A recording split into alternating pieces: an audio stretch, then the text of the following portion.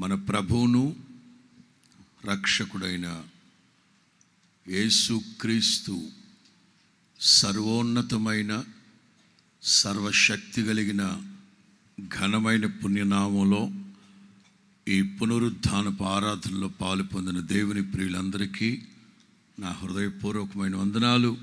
అందరికి వందనాలు, సేవకులకు వందనాలు, అలాగే మీకు అందరికి వందనాలు, అలాగే సేవకురాళ్ళకి వందనాలు. హల్లెలూయా. వర్తమానంలోకి వెళదాం. పరమగీతాల గ్రంథం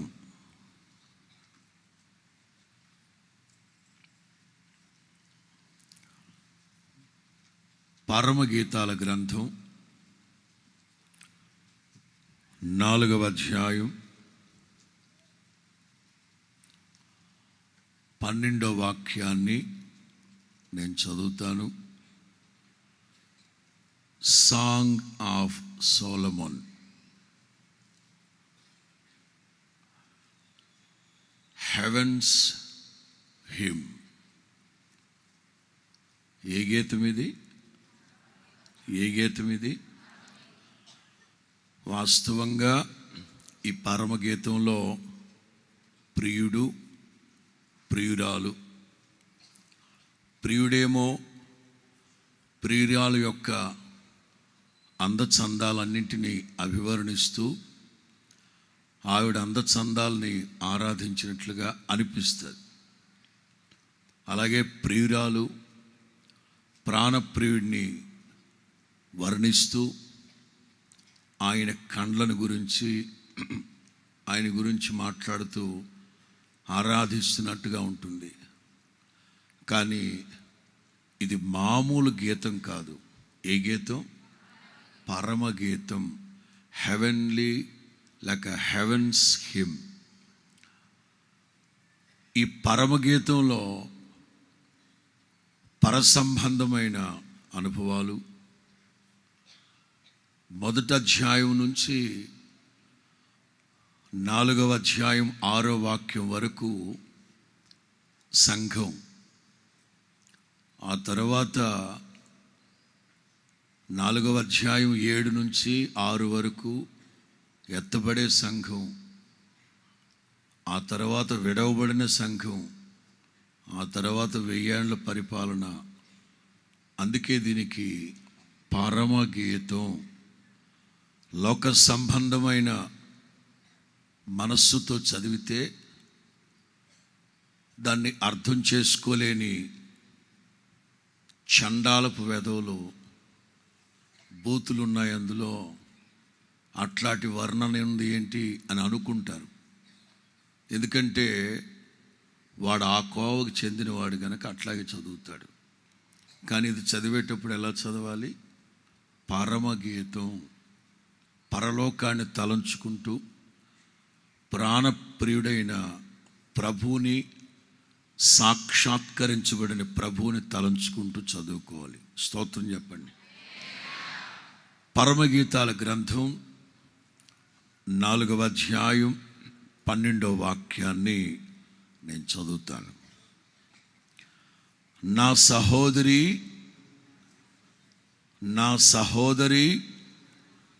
నా ప్రాణేశ్వరి, మూయబడిన ఉద్యానవనము, మూతవేయబడిన జలకోపము. ప్రాణప్రియుడు ప్రియురాలి కోసం అభివర్ణిస్తూ, నా ప్రాణేశ్వరి ఎలాంటిదో తెలుసా? మూయబడిన, మాట్లాడాలి, చదువు. మూయబడిన, మూత వేయబడిన జలకోపం.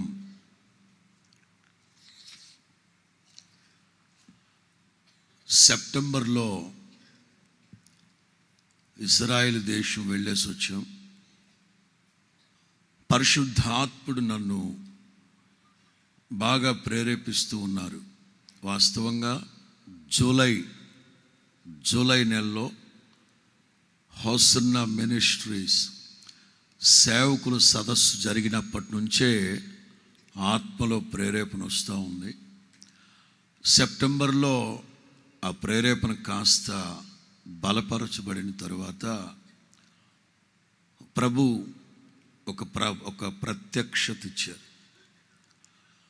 2026వ సంవత్సరం ఎక్కడికి సభలు సమావేశాలకు వెళ్లకుండా ఎక్కువగా హిబ్రూ భాషలో ఉన్న బైబిల్ని, అలాగే గ్రీక్ బైబిలు, తెలుగు, ఇంగ్లీషు, ఇలా అనేక భాషల పరిశుద్ధ గ్రంథాలన్నీ దగ్గర పెట్టుకొని వాస్తవ సత్యాలు వెలికి తీసి ఆత్మీయులకు చెప్పాలని ప్రభు ప్రేరేపించారు. అంచేత మన హోసన్నా మినిస్ట్రీస్లో ఈ నెలలో 3 చర్చి ఓపెనింగ్లకు వెళ్ళాను అంతే. ఇంక బయట ఎక్కడికి సభలకు వెళ్ళలేదు నేను. జనవరి 15వ తారీఖు నుంచి ఆత్మీయుల పరమ కనాను యాత్ర ప్రారంభించాను. 42 స్టేషన్స్ మజిలీలు. నిన్న సాయంకాలం కూడా 8-9 మజిలీల గురించి తెలియపరిచాను. ఖచ్చితంగా ఆత్మీయులు తెలుసుకోవలసిన సత్యాలు. ప్రభు రాకడ సమీపిస్తూ ఉంది గనక అక్షరానుసారమైన ఇశ్రాయేలీలు ఐగుప్తు అనే లోకము నుండి, రామెసేసు అనే లోకము నుండి భూసంబంధమైన కనానుకు వెళ్ళి చేరారు. అలాగే ఆత్మ సంబంధులమైన మనము ఈ లోకాన్ని విడిచిపెట్టి పరమ యెరూషలేముకు వెళ్ళి చేరాలి గనక వాళ్ళు ఎలాగైతే నడిపించబడ్డారో, ఏ అనుభవాలతో అయితే నడిపించబడ్డారో అదే అనుభవాల్లో ఆత్మ సంబంధంగా ప్రభు మనల్ని నడిపిస్తూ ఉన్నారని చెప్తా వచ్చాను. ఖచ్చితంగా మీరు కూడా ఫాలో అవ్వాలి. మొన్న 4 రోజుల క్రితం సేవకులు మేము కలుసుకున్నప్పుడు అబ్రహం అన్నారు, గోరంట్లో కూడా ఒక 3 రోజులు 4 రోజులు బైబుల్ స్టడీ పెడితే బాగుంటుంది అని అన్నారు. దేవుని చిత్తమైతే ఇక్కడ గోరంట్లో బైబుల్ స్టడీస్ ఏర్పాటు చేసినప్పుడు పరిశుద్ధ గ్రంథంలో ఉన్న నిబంధనలు 7 నిబంధనలు, ఆదాముది మొదటి నిబంధన అయితే ఆఖరిది నిత్య నిబంధన. ఎందుకంటే ప్రవచన గ్రంథాల్లో వ్రాయబడిన ప్రవచనాలు నెరవేర్చబడిపోతూ ఉన్నాయి. నేడో రేపో ప్రభు రాకడ అతి సమీపంగా ఉన్న రోజుల్లో అనేకమైన దుర్బోధలు, వాక్యానికి విరుద్ధమైన సంప్రదాయాలు, పద్ధతులు క్రైస్తవ్యాన్ని పెడత్రోవ పట్టిస్తున్న ఈ రోజుల్లో మీకు ఇచ్చిన రక్షణని భయముతో వణుకుతో కొనసాగించుకోవాలంటే ఖచ్చితంగా ఇలాంటి ఉపదేశానుసారమైన వర్తమానాలు ఎంతో ఆవశ్యకత ఉంది. హల్లెలూయా. వర్తమానంలోకి వెళదాం. నా సహోదరి ప్రాణేశ్వరి, మోయబడిన ప్రియురాలి కోసం 10 మందిలో గొప్పగా ఘనంగా చెప్తున్నాడు. నా ప్రియురాలు ఎట్లాంటిదో తెలుసా? నా సంఘం ఎలాంటిదో తెలుసా? మోయబడిన ఉద్యానవనం లాంటిది, వేయబడిన జలకోపం లాంటిది. దేవుడు సీనాయి పర్వతం దగ్గర, గుర్తుపెట్టుకోండి, ఇశ్రాయేలీయుల 10వ మజిలీ. వాస్తవంగా ఇవాళ 10వ మజిలీ చెప్దాం అనుకున్నాను ఇక్కడ, కానీ ఆ కంటిన్యూటీ దెబ్బతింటుందని ఈ వర్తమానాన్ని ఉదయం రాశాను. దీన్ని ఇప్పుడు ఉదయం హడావిడిగా రాశాను ఈ వర్తమానం. 40 సంవత్సరాల సుదీర్ఘ ప్రయాణంలో ఎక్కువ కాలం ఇశ్రాయేలీలు నివసించింది ఈ సినాయి పర్వతం దగ్గర. ఎందుకంటే 613 ఆజ్ఞలు. మీకు అర్థమవుతుందా? ఎన్ని? 613 ఆజ్ఞలు. ఆజ్ఞలు అంటే అదొక ప్యాకేజ్, అదొక ప్యాకేజ్. అందులో శాసనాలు ఉన్నాయి, విధులు ఉన్నాయి, కట్టడలు ఉన్నాయి, ధర్మశాస్త్రం ఉంది, ఆజ్ఞలు. ఇవన్నీ కలగలిపినదే 613 ఆజ్ఞలతో కూడిన ధర్మశాస్త్రం. తెలుగు బైబిల్లో ధర్మశాస్త్రం, తమిళ్ బైబిల్లో న్యాయశాస్త్రం అని ఉంటుంది. మంచిది, జాగ్రత్త వినండి. ఈ 613లో మొట్టమొదటిగా దేవుడిచ్చిన ఆజ్ఞలు ఏమిటో తెలుసా? మొట్టమొదటి ఆజ్ఞ ఏమిటి?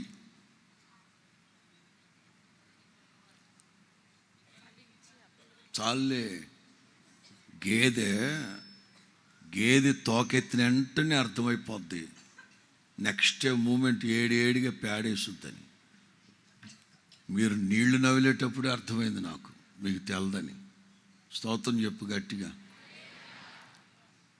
భవిష్యత్తులో ఈ సంవత్సరంలోనే 613 ఆజ్ఞలని వివరిస్తాను.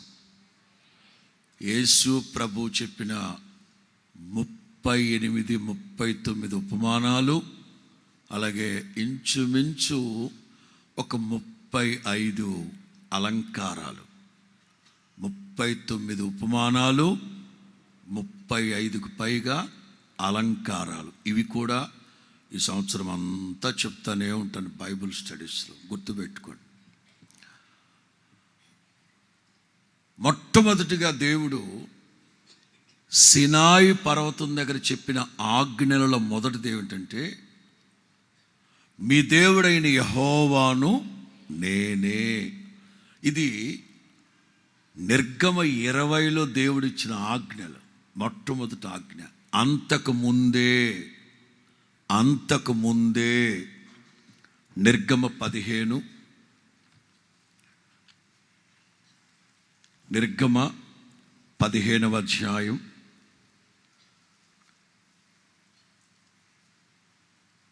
25వ వాక్యం.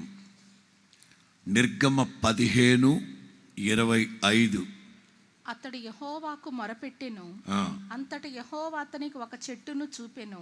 అది ఆ నీళ్లలో వేసిన తర్వాత నీళ్లు మధురములాయెను. అక్కడ ఆయన వారికి కట్టడను. తెలుగు బైబిల్లో అందరూ ఒక చిన్న మాటని కలుపుకోండి. అక్కడ ఆయన వారికి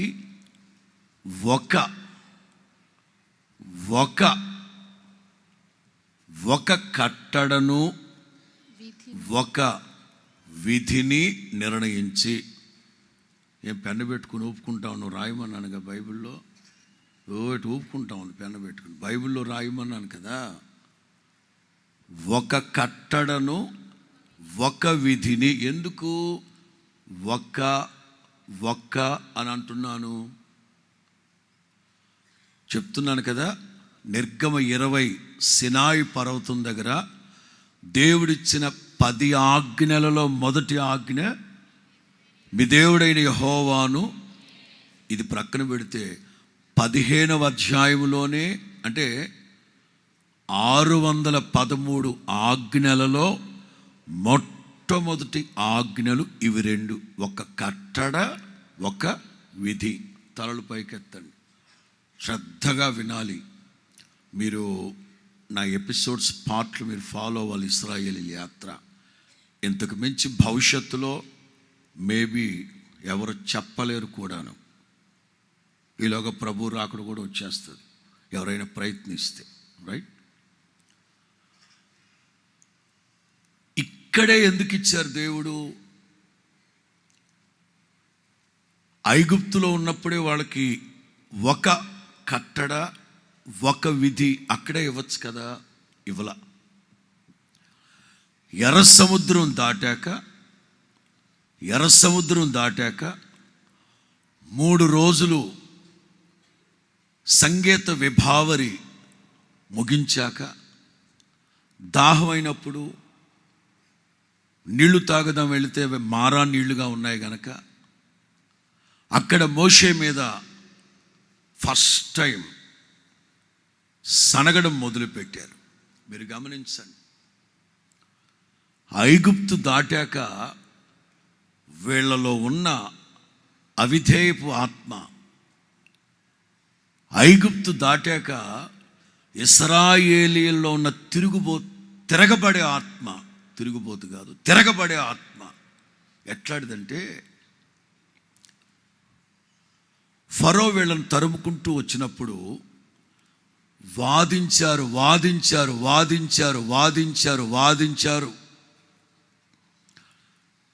ఇక ఆ స్థాయి ఎలా మారిందంటే, వాదనలు కాస్త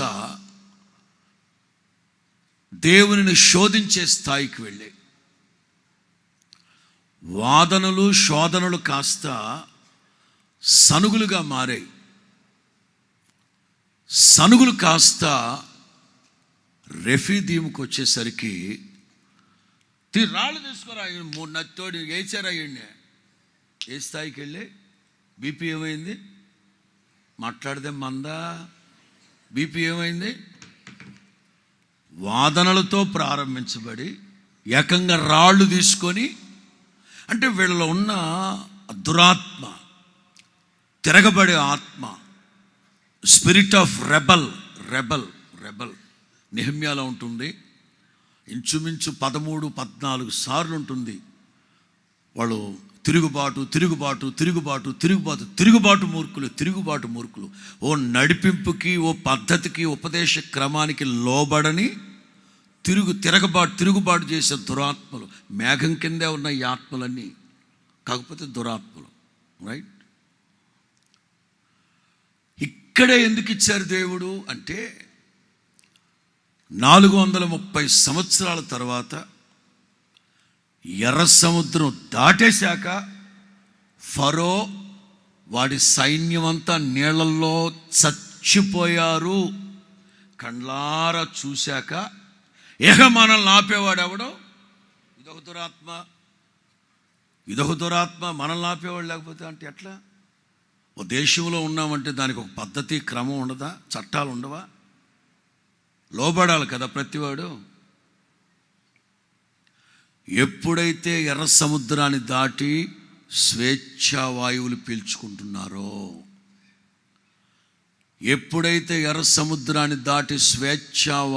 పీల్చుకుంటున్నారో, ఇక వీళ్ళలో ఉన్న విశృంఖలత బయటకు వచ్చేసింది. విచ్చలవిడితనం బయటకు వచ్చేస్తుంది. అందుకని వెంటనే ఒక కట్టడ,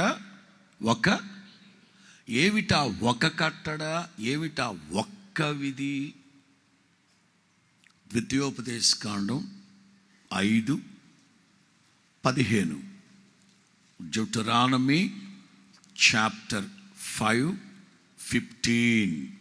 నీవు ఐగుప్తు దేశమందు దాసుడవై ఉన్నప్పుడు నీ దేవుడైన యెహోవా బాహుబలము చేతను చాచిన చేతి చేతను నిన్ను అక్కడ నుండి రప్పించినని జ్ఞాపకం చేసుకొని, అందుచేత విశ్రాంతి దినము ఆచరించవలనని నీ దేవుడైన యెహోవా నీకు ఆజ్ఞాపించెను. దాని అర్థం ఏంటి? ఆ టెన్స్ గుర్తుపట్టారా? ఆజ్ఞాపించెను. ఈ రెండు ఆజ్ఞలే గతంలో ఎప్పుడో చెప్పేసిన వాటిని ఇక్కడ రిమైండ్ చేస్తూ ఆజ్ఞాపించెను. ఎర్ర సముద్రం దాటిన తర్వాత స్వేచ్ఛా వాయువులు పీల్చుకుంటున్నప్పుడు మీ దేవుడైన యెహోవాను నేనే అని చెప్పక మునిపే మొట్టమొదటి కట్టడ ఏంటో తెలుసా? ఒక కట్టడ విశ్రాంతి దినమును 430 సంవత్సరాలు మీకు ఆరాధనలు లేవు, ప్రార్థనలు లేవు, ఓ నడిపింపు లేదు మీకు.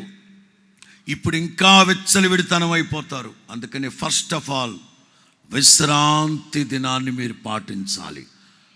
రాకపోతే వాడిని రాళ్లతో కొట్టి చంపేయండి, పీడబోతే. రెండవ కట్టడ, అదే ఒక కట్టడ 16వ వాక్యం. నీ దేవుడైన యెహోవా నీకు ఈ రెండింటిని గురించి చెప్పేటప్పుడు అక్కడేమో నీకు ఆజ్ఞాపించెను, ఇక్కడేమో ఆజ్ఞాపించినలాగున. ఆల్రెడీ ఆజ్ఞాపించేశారు కదా. ఎక్కడ ఆజ్ఞాపించారు? అదే 15వ అధ్యాయంలో ఆజ్ఞాపించారు. నీ దేవుడైన యెహోవా నీకు అనుగ్రహించు దేశంలో నీవు దీర్ఘాయుష్మంతుడివై నీకు క్షేమము కలుగునట్లు నీ దేవుడైన యెహోవాను నీ తండ్రిని నీ తల్లిని. ఐగుప్తులో ఉన్నప్పుడు తల్లి, చెల్లి, అమ్మ, నాన్న, బంధువులు ఏమీ లేదు. ఐగుప్తులో మీరున్న పరిస్థితుల్లో ఇనుప కొలిమిలో కాల్చబడ్డట్లుగా కాల్చబడుతూ ఉన్నప్పుడు ఇక బంధుత్వాలు, ప్రేమలు, ఆప్యాయతలు, అనురాగాలు, మమకారాలు, ఉప్పు కారాలు ఏమీ లేవు ఐగుప్తులో. ఇక మీదట నీ తల్లిని నీ తండ్రిని, ఈ రెండు ఆజ్ఞలు, ఫస్ట్ దేవుడిచ్చిన ఆజ్ఞలు ఇవి రెండు.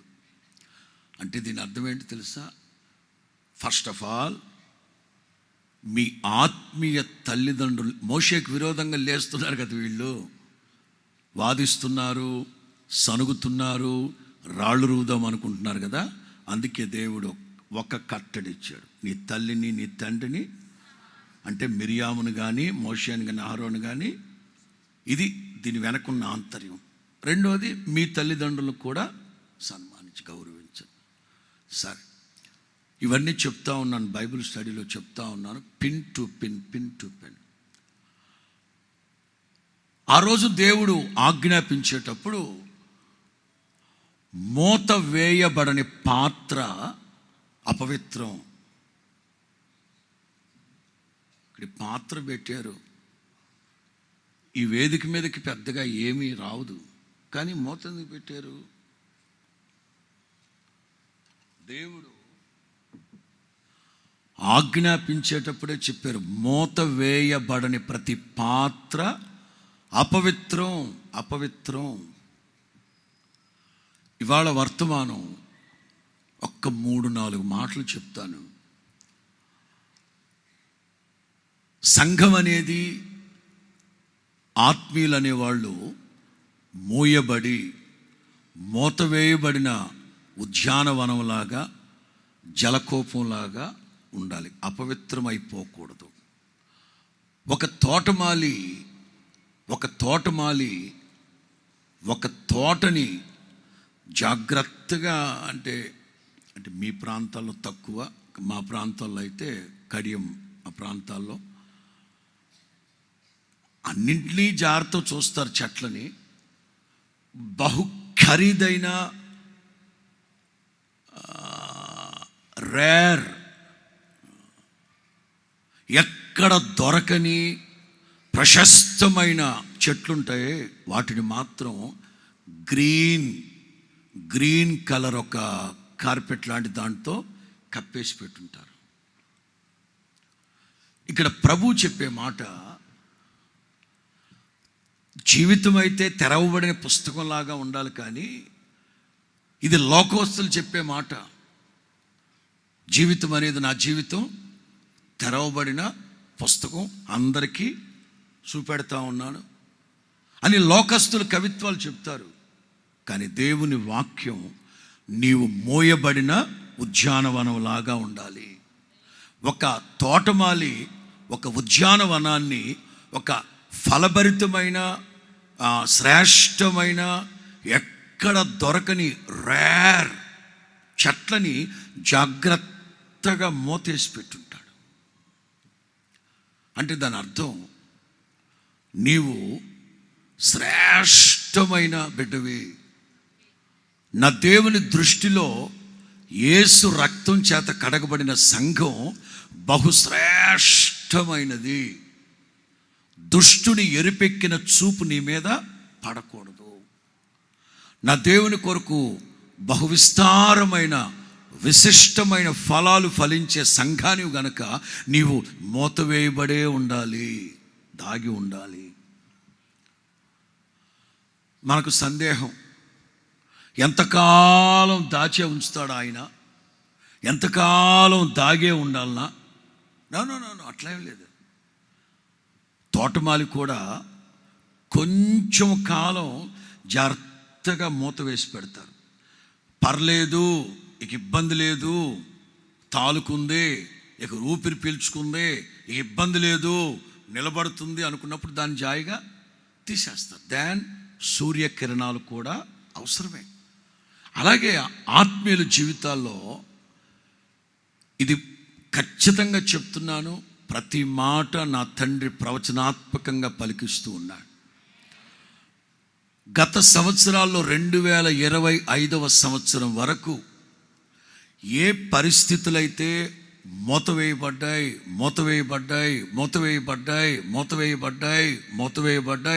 ఈవెన్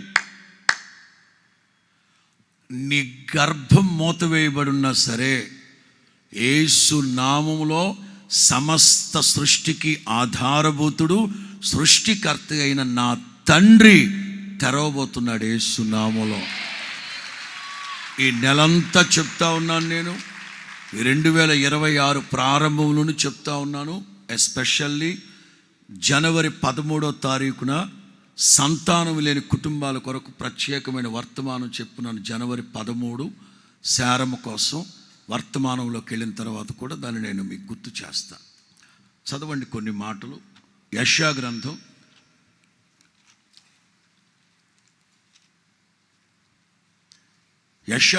49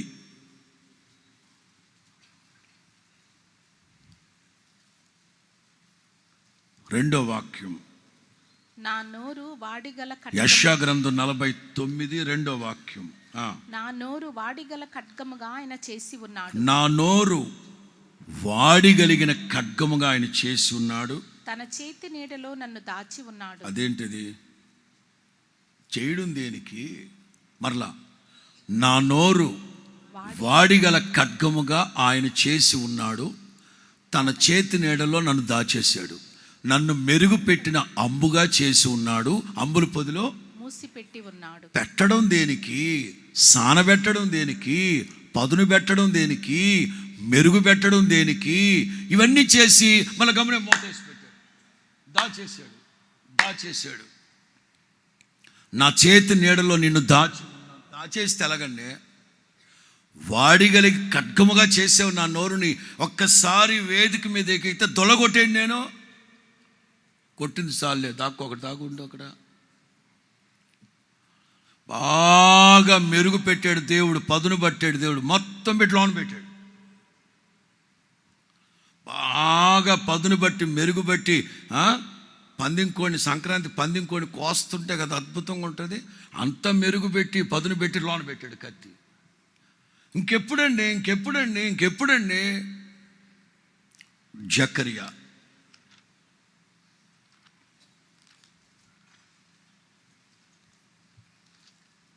జకరియా 9వ అధ్యాయం 13వ వాక్యం. జకరియా 9:13వ వాక్యం. యోధా వారిని నాకు విల్లుగా ఉంచుచున్నాను, యోధా వారిని నాకు విల్లుగా వంచుచు ఉన్నాను. ఎఫ్రాయిము వారిని బాణములుగా చేస్తున్నాను. సియోను, నీ కుమారులను రేపుచు ఉన్నాను. శూరుడు ఖడ్గము ప్రయోగించున్నట్లు తగిన సమయములో, రాసుకో, శూరుడు, పరాక్రమము గల శూరుడు తగిన సమయములో ఖడ్గము ప్రయోగించున్నట్లు, తగిన సమయములో ఖడ్గము ప్రయోగించున్నట్లు నేను నిన్ను ప్రయోగింతును. స్తోత్రం చెప్పండి గట్టిగా. 2025 సంవత్సరం వరకు మూయబడి ఉన్నాయి, మూసివేయబడి ఉన్నాయి. అవి ద్వారాల, అవి కిటికీల, మార్గాల, అవకాశాల, వాట్ ఎవర్ ఇట్ ఈస్. గతంలో ఏవైతే మీకు మూతవేయబడి మీ ప్రగతికి అడ్డుగా ఉన్నాయో, మీ భవిష్యత్తుకి ఆటంకాలుగా ఉన్నాయో, మీ ప్రగతి పదంలో అడ్డురాళ్ళుగా ఉన్నాయో, అవన్నీ ప్రభు తీసివేయబోతున్నాడు. స్తోత్రం చెప్పండి గట్టిగా. ఒక తోటమాలి ఒక ఉద్యానవనాన్ని ఎందుకు మూసి పెడతాడంటే, ఏ ఉద్యానవనాన్ని గురించి అయితే భవిష్యత్తులో ఈ ఉద్యానవనం బహుగా మహాద్భుతంగా మహాఫలభరితంగా ఉండాలని చూడాలనుకుంటారో దాన్ని మూసివేసి ఉంటాడు. స్తోత్రం చెప్పండి గట్టిగా. ఒక్క 3-4 మాటలు నేను మీకు తెలియపరుస్తాను. 2025 వరకు ఏ ద్వారాలైతే మీకు మూతవేయబడ్డాయో, ఏ కిటికీలైతే మీకు మూతవేయబడ్డాయో, ఏ ద్వారాలైతే, ఏ మార్గాలైతే, ఏ అవకాశాలైతే, ఏ సందర్భాలైతే మీకు మూతవేయబడి ఉన్నాయో, యేసు నామములో 2026 మన ప్రభు మనతో చెప్పిన మాట, మిమ్మును విస్తరింప చేస్తాను. మనం విస్తరించాలి అంటే మూతలు తీయబడాలి కదా. హల్లెలూయా. సమయం వచ్చింది, నిర్ణయ కాలం వచ్చింది. ప్రతి ప్రవచనం, ప్రతి దర్శనం నెరవేర్చబడు కాలం వచ్చే ఉన్నది. మొదటి మాట నిర్గమ 13:20. నిర్గమ. ఈ ఎయిర్ కండిషన్ కొంచెం పెంచాలి, ఎయిర్ కండిషన్ కొంచెం ఫ్లో పెంచాలి. నిర్గమ 13:20 వాక్యం. వారు సుక్కోతు నుండి ప్రయాణమైపోయి అరణ్యము దగ్గరనున్న ఏతాములో దిగిరి. వారు పగలు రాత్రి. చాలు. వారు సుక్కోతు నుండి ప్రయాణమైపోయి అరణ్యము దగ్గరనున్న ఏతాములో దిగిరి. ఏతాము అంటే అర్థం, నిన్న రాత్రి కూడా బైబిల్ స్టడీలో చెప్పాను.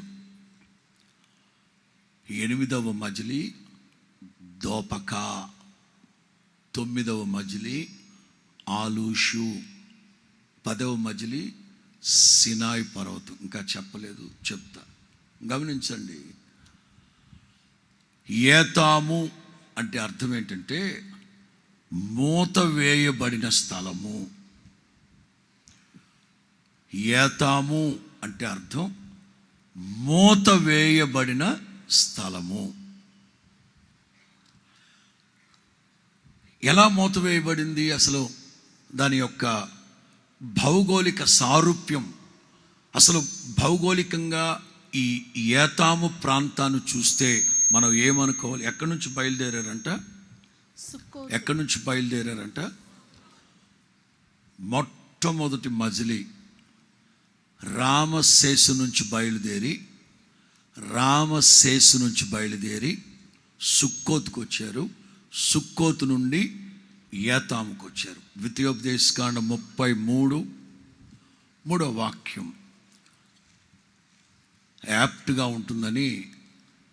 యాప్ట్గా ఉంటుందని జనవరి 15వ తారీఖు స్టార్ట్ చేశాను ఈ ఆత్మీయుల ఇశ్రాయేలు కనాను యాత్ర. క్షమించాలి. సంఖ్యాకాండం 33:3. మొదటి నెల. సంఖ్యాకాండం 33:3 వాక్యం. మొదటి నెల 15వ దినమున. అంటే వాళ్ళవి వేరు. వాళ్ళ మొదటి నెల ఆబీబు. మనకు యాప్ట్గా ఉంటుందని జనవరి 15వ తారీఖు సంక్రాంతి పండుగ రోజు స్టార్ట్ చేసిన ఈ యాత్రని. మొదటి నెల 15వ తారీఖున వారు రామశేసు నుండి ప్రయాణమై పస్కా పండుగకు మరునాడు వారి మధ్యన యెహోవా హతము చేసిన తొలిచూలులందరినీ ఐగుప్తీయులు పాతి పెట్టుకుంటూ ఉండగా ఇశ్రాయేలీయులు ఐగుప్తులు మీరు గమనించండి. ఇప్పుడు చెప్పే వర్తమానంలో అందరి కన్నుల ఎదుట అనే మాటలు గుర్తుపట్టాలి మీరు, రైట్? ముందుగా గుర్తుపెట్టుకోండి. ఐగుప్తీయులందరి కన్నుల ఎదుట విజయోత్సాహముతో వాళ్ళు బయలుదేరారు. ఐగుప్తీయులందరి కన్నుల ఎదుట. ఎవరి ఐగుప్తీయులు? 430 సంవత్సరాలు వీళ్ళని ఏం చేశారు? ఇనుప కొలిమిలో కాల్చినట్లుగా కాల్చారు. వీళ్ళకి నుంచి బయలుదేరి 4వ వాక్యం. అప్పుడు ఐగుప్తీయుల దేవతలకు యెహోవా 5వ వాక్యం. ఇశ్రాయేలీయులు రామశేసులో నుండి బయలుదేరి సుక్కోతులో దిగారు. ఫస్ట్ మజిలీస్ సుక్కోతు. ఆ సుక్కోతు నుంచి బయలుదేరి అరణ్యపు కడనున్న ఏతాము తలల పైకెత్తను. సుక్కోతు అంటే తాత్కాలికము. వినండి వినండి వినండి వినండి, తర్వాత మీరు అవి ఫాలో అవ్వండి. సుక్కోతు అంటే తాత్కాలికం. అదిగో ఐగుప్తులో రామశేసు నుంచి బయలుదేరి మొట్టమొదటి మజిలీస్ సుక్కోతుకు వచ్చారు. దీని అర్థం ఏంటో తెలుసా? మీ అందరి మనస్సులో ఉండాల్సింది ఏంటో తెలుసా? ఈ ప్రయాణం తాత్కాలికం, ఈ శ్రమలు తాత్కాలికం, ఈ కష్టాలు కడగండ్లు తాత్కాలికం, ఈ గుడారాలు తాత్కాలికం, ఇవన్నీ తాత్కాలికం. మీకు నేను ఏదైతే చెప్పానో, పాలు తేనెలు ప్రవహించు సువిశాలమైన మంచి దేశం. చెప్పండి, ఏ దేశం? పదే పదే పదే పదే దేవుడు చెప్తున్నారు, మంచి దేశం, మంచి దేశం, మంచి దేశం. మీరు ఇంకా గమనించాలి. ఫరో యోసేపుకి వాళ్ళ అన్నదమ్ముల ఫ్యామిలీలు 70 కుటుంబాలు. గుర్తుపెట్టుకోండి, ఎన్ని కుటుంబాలు? వర్తమానంలో కూడా చెప్తా. 12 గోత్రాలు, 70 ఫ్యామిలీస్. 12 గోత్రాలు, 70 ఫ్యామిలీస్. అందుకే ఏలిము దగ్గర 12 నీళ్ళ బావులు, 70 ఈత చెట్లు, 70 కుటుంబాలు. అదేంటి పాస్టర్ గారు, ఇశ్రాయేలీలు 30 లక్షల మంది కదా? కరెక్టే. కానీ ఈ 30 లక్షల మంది 70 ఫ్యామిలీస్ నుంచే వచ్చారు. ఇది వంశవృక్షం. 70 ఫ్యామిలీలు. ఆ ఇంటి పేరటోళ్ళు 70 కుటుంబాలు. కానీ జనసంఖ్య మాట్లాడదేమందా? ఏ లెక్కలు అర్థం కావట్లేదు. మంచుకు బుర్రలు బూజు పట్టిపోయినట్టే మీకు.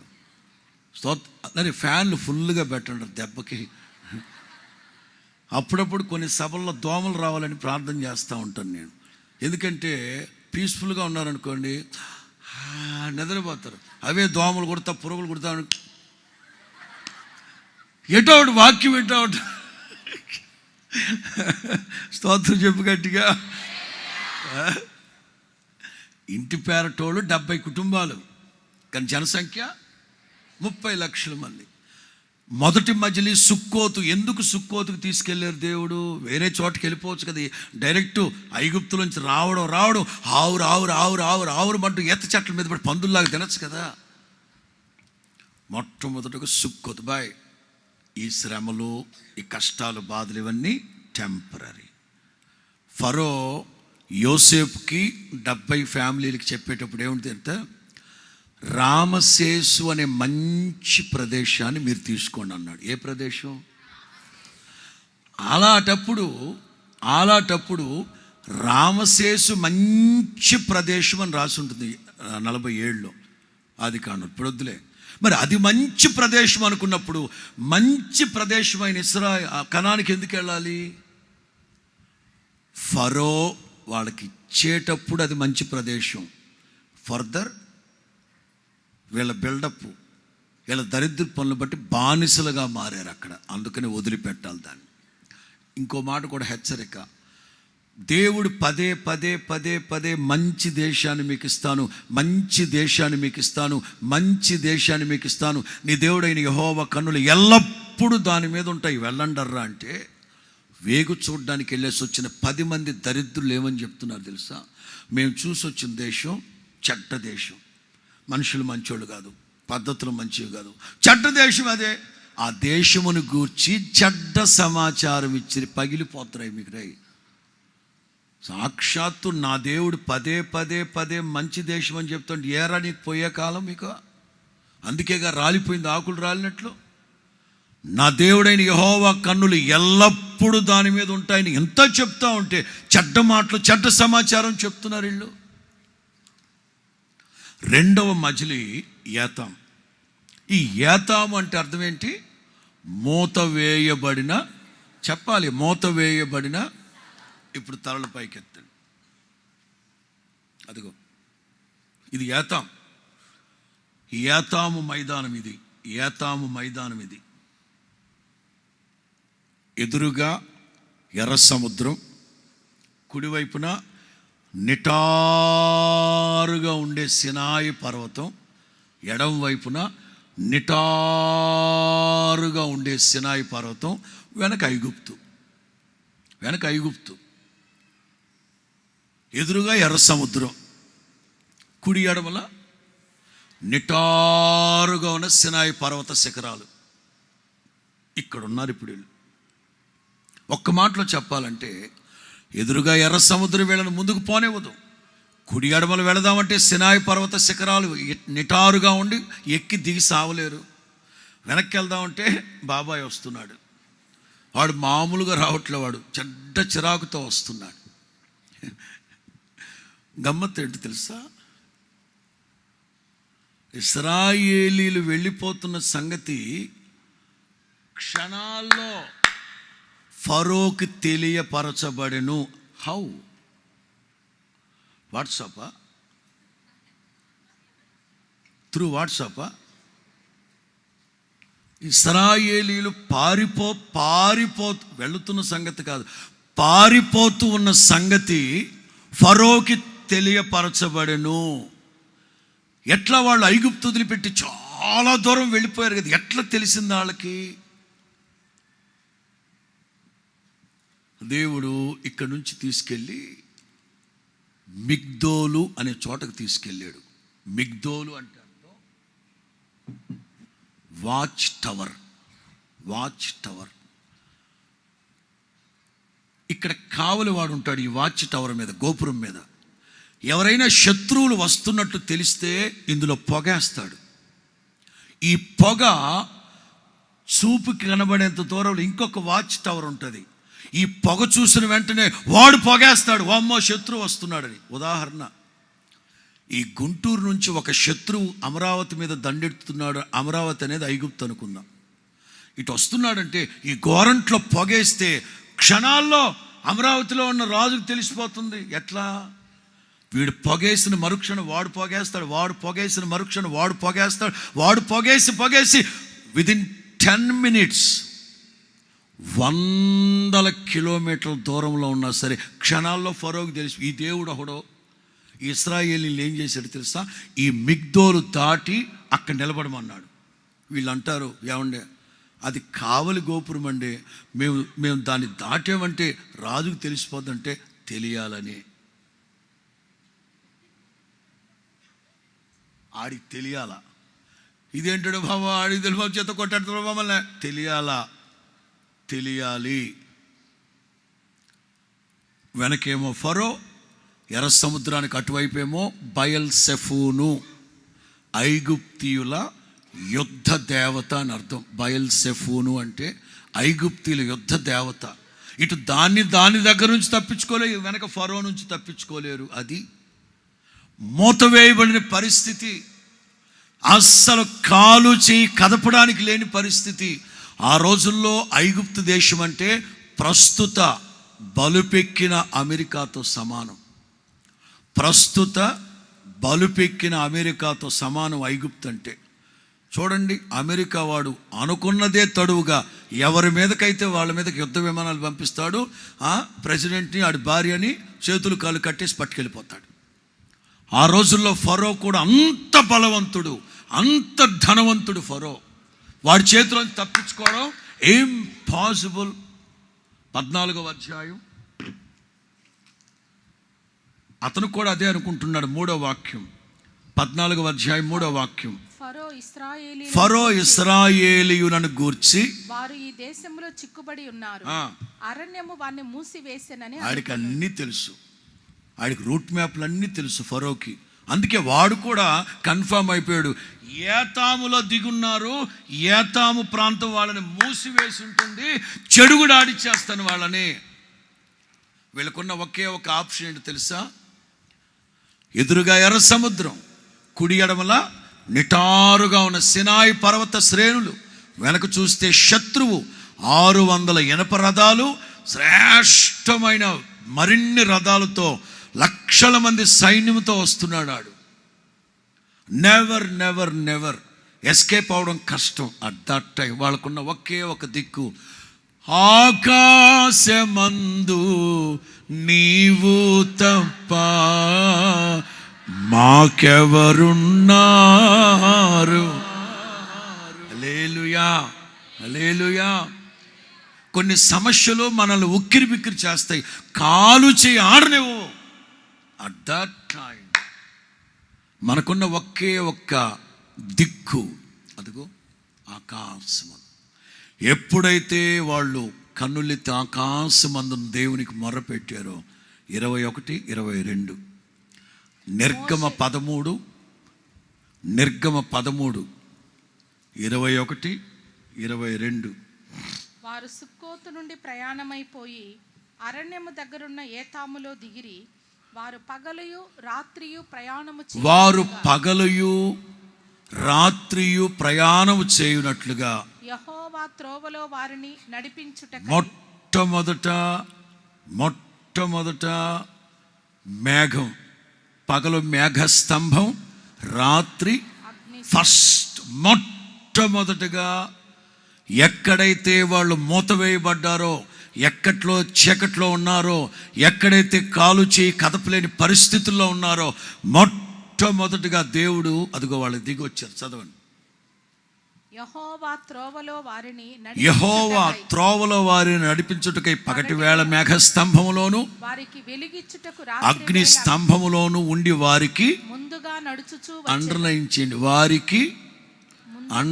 చేయండి, వారికి మాట్లాడదే మంద, వారికి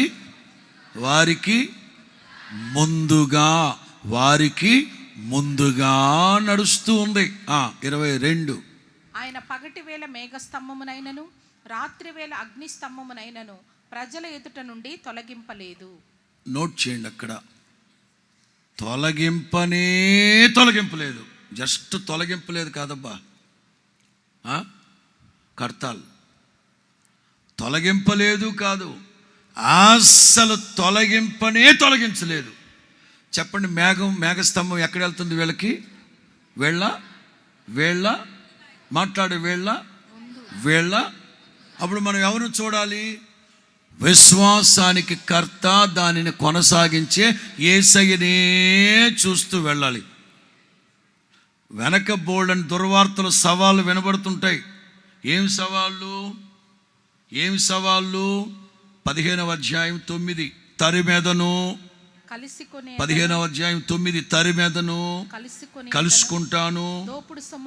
మరి మీ బాబుగాడు సొమ్ము ఇక్కడ పంచుకోటాకి, వాటి వలన ఆశ తీర్చుకుంటాను. కత్తి దూసేస్తాను, నా చెయ్యి వారిని నాశనము చేయనని శత్రువు అనుకొనేను. ఒరే, నువ్వు అనుకోవడమే. ఈ అరణ్యం వాళ్ళని మూసేసి ఉంటుంది అని అనుకోవడమే. నువ్వు ఎప్పటికీ అనుకుంటూనే ఉండాలి. త్రాష్టుడా, దేవుని ప్రజలు ఎవరిని చూడాలి? మొట్టమొదటిగా వాళ్ళకి ధైర్యాన్ని ఇచ్చేటట్లుగా, వాళ్ళలో ధైర్యాన్ని నింపేటట్లుగా పగటి మేఘస్తంభం, రాత్రి అగ్నిస్తంభంగా వారి ముందు తొలగలేదు. మరి ఎవరిని చూడాలి మనం? మన ప్రక్కన గాలి వినబడుతుంటుంది. పేతురు నన్ను చూస్తూ నీళ్ళ మీద నడిచిరా. పొరపాటున గాలిని పేతురు ఏం చేశాడు? ఇటువైపున పుస్సన్నాయి. ఏమన్నాయి? పుస్సన్న. ఏటర్ బాబాని చూశాడు. చూడొద్దన్నాడు కదా దేవుడు. ఎన్ని దుర్వార్తలు వినబడుతున్నా, ఎంత చెడ్డ సమాచారం వినబడుతున్నా, శత్రువు యొక్క సవాళ్ళు నీకు వినబడుతున్నా వెనక్కి తిరిగి చూడకూడదు. మనోళ్ళు ఏం చేశారు తెలుసా? 14వ అధ్యాయం 10వ వాక్యం. 14:10. ఫరో సమీపించుచు ఉండగా ఇశ్రాయేలీయుల కన్నులెత్తి ఐగుప్తీయులు తమ వెనక వచ్చుట చూచి గుడ్లు బీకేయాలి మీకు. మిక్కిలి భయపడి, అసలు ఎవరు చూడమన్నారు వెనక్కి? 13లోనే మీ ముందు వెలుగు నడుస్తుందా? మీ ముందు వెలుగు నడుస్తా ఉందా? అసలు వెనక్కి ఎవరు చూడమన్నారు మిమ్మల్ని? దేవుడు కొన్ని సందర్భాలు చెప్పి నాలాటోడు కూడా పెట్టాని వేస్తాడు. ఒకటి పానికి మాలిందాన వెనక్కి చూడొద్దానా అని అంట. నా ప్రభు సంస్కారవంతుడు కదా. చెప్పి వీళ్ళు ఎవరిని చూసైతే భయపడుతున్నారో వాళ్ళు మీ కంటికి కనిపించకుండా వీళ్ళ ముందు నడుస్తూ ఉన్న వెలుగు ఇప్పుడు ఎక్కడికి వెళ్ళిందో తెలుసా? 14వ అధ్యాయం 19. 14వ అధ్యాయం 19. అప్పుడు ఇశ్రాయేలీయుల ఎదుట సమూహమునకు ముందుగా నడిచిన దేవదూత. ఎన్నిసార్లు చెప్పాలి మీకు? ఒరే సాగిపోండ్రా, మీ ముందు వెలుగు నడుస్తుంది కదా, తొలగిపోదురా బాబా, ఎంత చెప్తా వినిసావరా. ఆ వెలుగు ఏమైంది? వారి వెనుకకు పోయి వారిని వెంబడించారు. ఏం అద్భుతం అండి. చప్పలు కొడతారని ఎక్స్పెక్ట్ చేసి వదిలే దరిద్రం. లంచాలు ఇవ్వండి వీళ్ళకే. చెప్పాను ఇంకా ముసలి టికెట్లు అందరూ కప్పేసి కూర్చున్నారు. మీ ముందు వెలుగు నడుస్తూ ఉంది. వెలుగును చూస్తూ వెళ్ళిపో. వెనక మీ చెవులో వినబడుతున్నాయి వాడి కేకలు, కత్తి వేసేస్తాడు.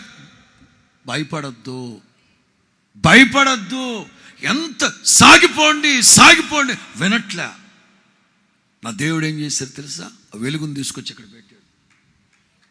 ఇప్పుడు వీళ్ళు వెనక్కి తిరిగి చూస్తే, వీళ్ళు ముందుకు తిరిగితే ముందుకు వచ్చేస్తుంది, వెనక్కి తిరిగితే శత్రువు కనబడకుండా చేశాడు దేవుడు. చప్పట్లు కొట్టు. హల్లెలూయా. స్తోత్రం చెప్పు గట్టిగా. 105వ కీర్తన 39. ఇక్కడ గుంటూరులో తాపి మేస్త్రీలు ఇసుక సిమెంట్ వేసి కలుపుతారు. దాన్ని ఏమంటారు ఇక్కడ? గమేలానా?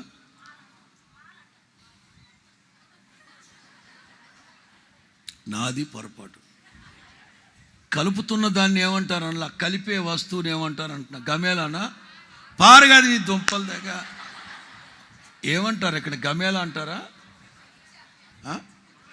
ఆ బొచ్చుని ఏమంటారు? ఆడపిల్ల నీకు తెలుసమ్మా? ఒరే తాపి మేస్త్రి చెప్పరా. గమేలా అంటారు. ఇట్లుంటుంది ఎనపది. బాబు చూపెట్టరా నాయన, నెట్లో గమేలా అని కొట్టి చూపెట్టండి రా. కొట్టారా గమేలా? అక్కడ కలుపుతారు. కలిపి అంతం తీసుకొచ్చి ఇస్తారు కదా మేస్త్రి గారి దగ్గర. బొచ్చు అంటారో గమేలా అంటారో, మా నెల్లూరులో టకారా అంటారు. ఏదో తెగులు పట్టించారు మీ దుంపల దగ్గర. 105వ కీర్తన 39వ వాక్యం. వారికి చాటుగా ఉండుటకై. ఏంటది? చాటుగా. అసలు శత్రువులు మీ కంటపడకుండా, మీకు శత్రువులు కనబడకుండా నేను చాటుగా పెట్టాను కదా మేఘస్తంభాన్ని. మన తొంగి చూస్తారేంట్రా మీ దుంపల దగ్గర. మేఘస్తంభం అదుగో దాన్ని తిరగాయి బాబు.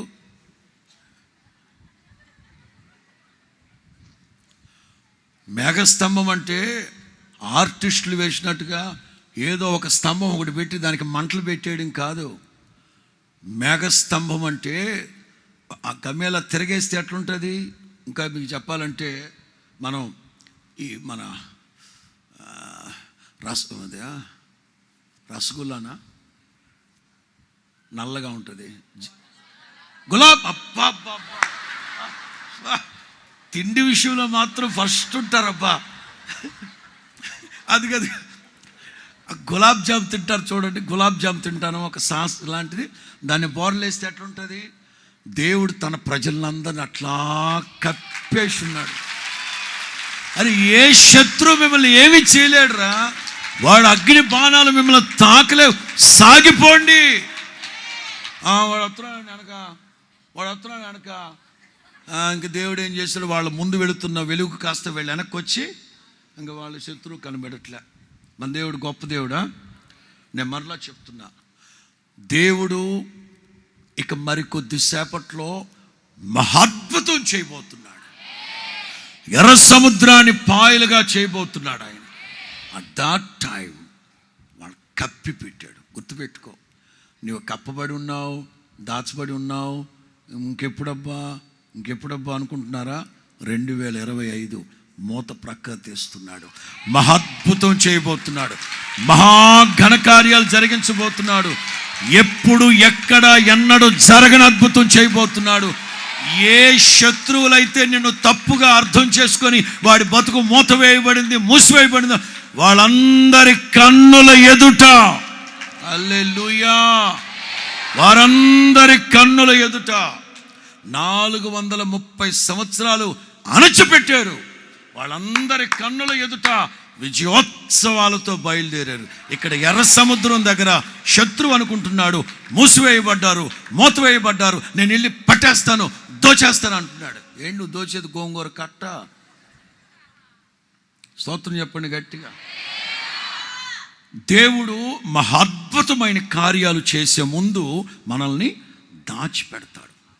మనల్ని దాచిపెట్టినా, కప్పిపెట్టినా, కట్టిపెట్టినా యేసు నామములో విడుదల సంవత్సరం ఇది. యేసు రక్తం వచ్చి విడుదల కలుగు చేసి విస్తరింపు చేసే దేవుడు ఆయన. గత కాలం అంతా గాడిద కట్టబడింది. గత కొద్ది సంవత్సరాలుగా కట్టబడే ఉంది ఆ గాడిద. ప్రభు అన్నారు, దానికి కట్లు విప్పి తీసుకున్నట్టు. ఎందుకు బతుకుడా? దాని మీద నేను ఎక్కి కూర్చోబోతున్నాను. ప్రపంచమంతా హోసన్న జయధ్వనులు వినబడబోతూ ఉన్నాయి. దాన్ని విప్పండి. ఎంతకాలం కట్టబడి ఉన్నావా? విడువబడిన లేడిగా చేస్తాను నేను. కట్లు విప్పబడిన గాడిదగా నీ మీద ఎక్కి కూర్చుంటాను నేను. గతంలో ఎవరెవరి కప్పి పెట్టారో, మూసి పెట్టారో, దాచిపెట్టారో, కట్టి పెట్టారో యేసు నామములో విడుదల సంవత్సరంగా మారును గాక. హల్లెలూయా.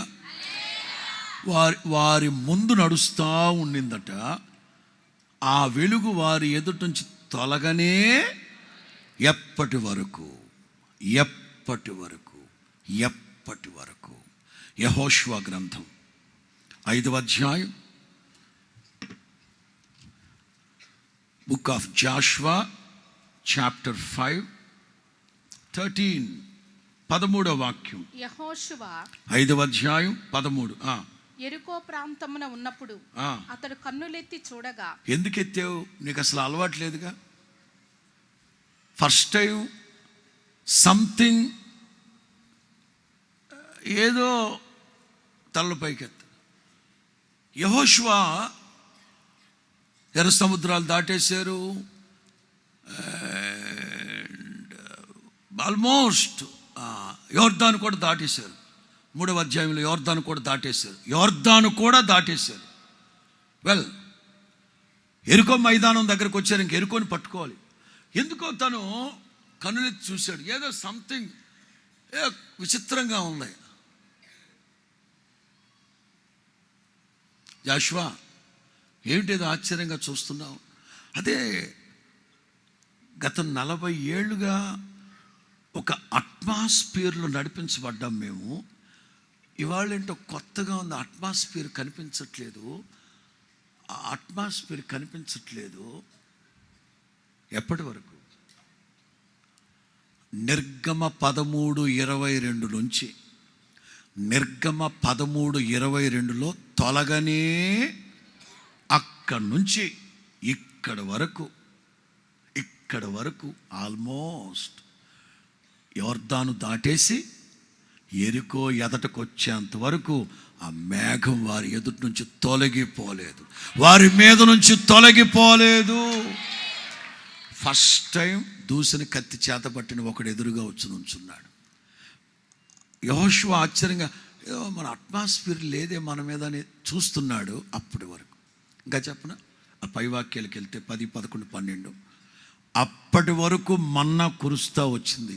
ఎప్పుడైతే గిల్గాలులో మొదటి పంట తిన్నారో మన్నా ఆగిపోయింది. అన్నీ ఒకేసారి ఆగిపోయినాయి. మన్నా ఆగిపోయింది, మేఘం ఆగిపోయింది, ఇవన్నీ తలలు పైకెత్త. మన దేవుడు ఎవరో తెలుసా? అర్ధాంతరంగా మధ్యాంతరంగా నిన్ను వదిలిపెట్టేసే దేవుడు కాదు. ఏతాములో నీకు వెలుగ్గా దిగొచ్చిన దేవుడు. ఎర్ర సముద్రం దగ్గర మీరు దేవునితో వాదించలేదా? మారా నీళ్ళ దగ్గర దేవుని శోధించలేదా? సీను అరణ్యంలో మాంసం కావాలని సనగలేదా? రెఫీదీములో రాళ్లతో కూడా చంపేద్దాం అనుకోలేదా?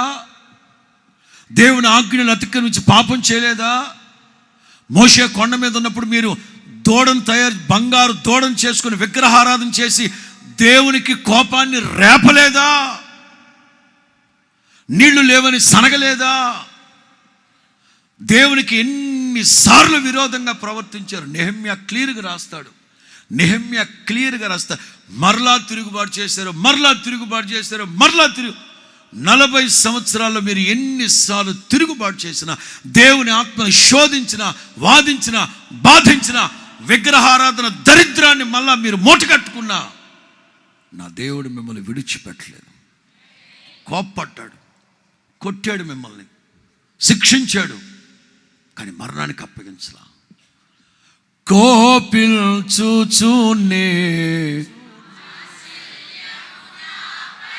ఏ సందర్భంలో వాడాడు నెహెమ్యా మాట? ఎవరి సందర్భంలో వాడాడు నెహెమ్యా మాట? ఇక్కడే వీళ్ళ కోసం చెప్పేటప్పుడే ఇశ్రాయేలీలు పదే దేవుని విసిగి దుంపదగా మీకు పిండం బెట్ట, మోషే మీకు నాకు గుడ్ బై అని దేవుడు వెళ్ళిపోయాడా? వాత్సల్యం కలిగిన దేవుడు అనుక్షణం నిన్ను మూసిపెడతానే ఉన్నాడు. ఏ శత్రువు నిన్ను దాడి చేయకుండా మూసిపెడతా ఉన్నారు. స్తోత్రం చెప్పండి గట్టిగా.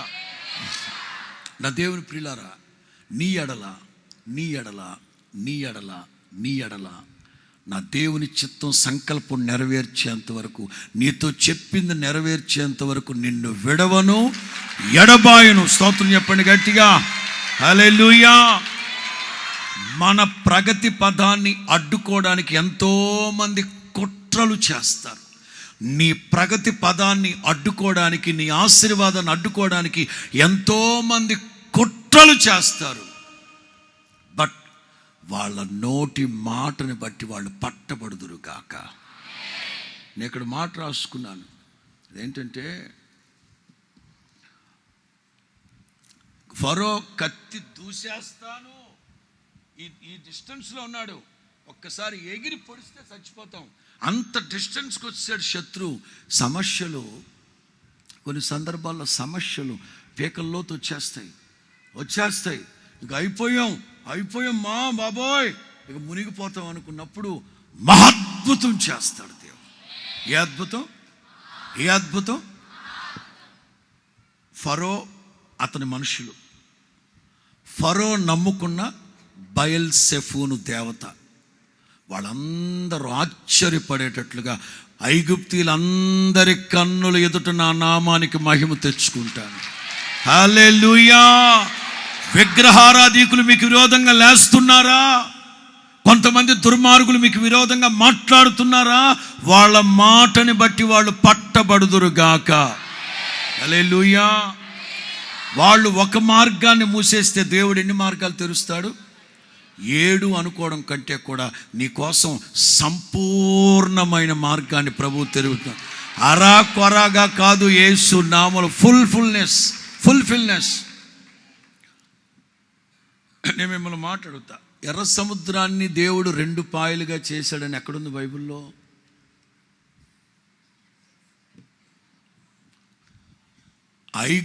ఎర్ర సముద్రాన్ని 2 పాయలు అని ఎక్కడుంది? ఎక్కడా లేదు. హిబ్రూ స్కాలర్స్, రబ్బీలు, చెప్పానా నేను బేగ్గా చెప్పే మాటలు కాదు ఇవి. ఇశ్రాయేలు దేశంలో టాప్ 10 స్కాలర్స్ రబ్బీల దగ్గర తెలుసుకొని వచ్చి చెప్తున్న మాటలు. దేవుడు ఎర్ర సముద్రం జస్ట్ 2 పాయలు కాదు, ఇన్ ఇంగ్లీష్ ఇంటూ పీసెస్ ఎర్ర సముద్రాన్ని పాయలుగా చీల్చాడట. రబ్బీ చెప్తారు 12 పాయలుగా చేశాడట. ఇశ్రాయేలీలో మందగా బయలుదేరలా. ఎన్ని గోత్రాలు? పెరేడ్, జనవరి 26వ తారీఖున పెరేడ్ జరుగుతుంది. ఆగస్టు 15వ తారీఖున పెరేడ్ జరుగుతుంది. ఒక్కొక్క రాష్ట్రం నుంచి వచ్చిన వాళ్ళు సపరేట్గా పెరేడ్గా వెళ్తారు కదా, లైక్ దట్ ఎర్ర సముద్రాన్ని 12 పాయలుగా చేశాడు దేవుడు. హల్లెలూయా. నమ్మి సావరేణి మీ దుంపదగా చెప్పు గట్టిగా. 12 పాయలుగా మార్చాడు దేవుడు. ఏ శత్రువులైతే మూసేద్దాం అనుకున్నారో, ఏ శత్రువులైతే మీకు విరోధంగా ఏదైతే మాట్లాడారో ఆ మాటని బట్టి వాళ్ళు చిక్కడిపోతారు. ఆ మాటలే వాళ్ళ తల మీద నిప్పులుగా పోయబడతాయి. రెండో మాట దీన్ని నేను వివరించాలనుకోవట్లేదు. యెహోషువ గ్రంథం 6వ అధ్యాయం 1వ వాక్యం. ఆ కాలమున, బుక్ ఆఫ్ జాషువా చాప్టర్ 6:1. ఆ కాలమున గుర్తుపెట్టుకోండి ఈ పదం. ఆ కాలమున. మన జీవితంలో సర్టన్ పీరియడ్స్, సర్టన్ సీజన్స్. ఆ కాలమున ఇశ్రాయేలీయుల భయము చేత ఎవడునూ వెలుపలికి పోకుండా, లోపలికి రాకుండా యెరికో పట్టణ ద్వారం గట్టిగా అబ్బా ఎలాగ అరే, మీరు ఎంత గట్టిగా మూసినా నా దేవుడు లూజ్ చేస్తాడ్రా. శత్రువులు ఎంత గట్టిగా ప్రయత్నించినా, శత్రువులు గట్టిగా ప్రయత్నించారు. 2-3 కలిస్తే కుదరదానికి మొత్తం 10-15 మంది గట్టిగా ప్రయత్నించారు. ఏంది ప్రయత్నించేది? ఏందిరా మీరు ప్రయత్నించేది? ఎంత గట్టిగా ప్రయత్నించినా, ఎంతమంది గట్టిగా ప్రయత్నించినా, ఏకంగా దేశం ప్రధాని మొదలుకొని సామాన్యుడి వరకు కట్టగట్టిన, ప్రధాని అనే మాట ఎందుకంటున్నానంటే దానియేలు గ్రంథం 6లో ప్రధానులు, అధికారులు, శతాధిపతులు, సహస్రాధిపతులు అక్కడ మొదలుకొని సామాన్యుడి వరకు గట్టిగా ట్రై చేశారు. దానియేలుకు విరోధంగా గట్టిగా ట్రై చేశాడు. పాపం రాజుగారు ఉన్నారే, రాజుగారు ఉదయం మొదలుకొని సాయంకాలం పొద్దుగుంకన ఆరంభించేంత వరకు గట్టిగా ప్రయత్నించాడు దానియేలు విడిపిద్దామని. వాళ్ళు గట్టిగా ట్రై చేశారు, వీళ్ళు గట్టిగా ట్రై చేశారు. మరి దేవుడు సింహాలను వాళ్ళని గట్టిగా, ఎవడి ప్రయత్నాలు వాళ్ళవి. అంటే నేను చెప్తున్నా, ఎన్నో సంవత్సరాల, 4 దశాబ్దాల, 40 సంవత్సరాల కలలు కంటూ ఉన్న అదిగో ఆ పాలు తేలు ప్రవహించి ఎరికోలకు వెళ్ళిపోదాం అనుకుంటే గట్టిగా పట్టాడు, గట్టిగా బిగబట్టాడు. ఎవరో మీ జీతాన్ని గట్టిగా బిగబట్టేశారు. మీకు రావలసిన దాన్ని గట్టిగా బిగబట్టున్నారు. వాడి వెనక చాలామంది ఉన్నారు. ఎంతమంది ఉన్నా సరే మీరు పోట్లాడాల్సింది అక్కర్లే, మీరు చేయాల్సింది అల్లా. జయ సంకేతమా. స్టడీ టైం పరిగెడుతుంది. ఎరికో దగ్గర ఏం జరిగింది? ఏం చేశారు ఎరికో దగ్గర? ఎరికో చుట్టూ చెప్పబ్బా. ఎరికో చుట్టూ వాళ్ళు ఏం చేశారు? హల్లెలూయా, స్తోత్రం చెల్లింతుము, స్తోత్రం చెల్లింతుము,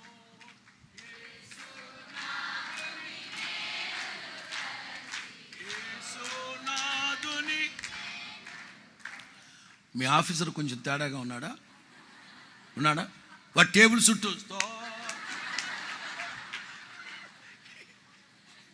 ఇంక వాడు బతికెత్తడే. ఇక రే, దేవుడు మాకు స్వాస్థ్యం ఇస్తానన్నాడు రా, మీరేమిటో గట్టిగా పట్టేసారు ఏంటంటే మేము బాబా అంటే ఇట్లా కాదు రైట్ సంగతి. స్తుతి ఆరాధనకి మించిన బలం ఇంకోటి ఉందా చెప్పండి? హల్లెలూయా. చాలామంది నన్ను అడుగుతూ ఉంటారు, పాస్టర్ గారు, what is the secret of your energy? This is the secret of my energy. యథార్థ హృదయంతో నా ప్రభువుని స్తుతించి ఆరాధించడమే ఎనర్జీ. హల్లెలూయా. థర్డ్ వన్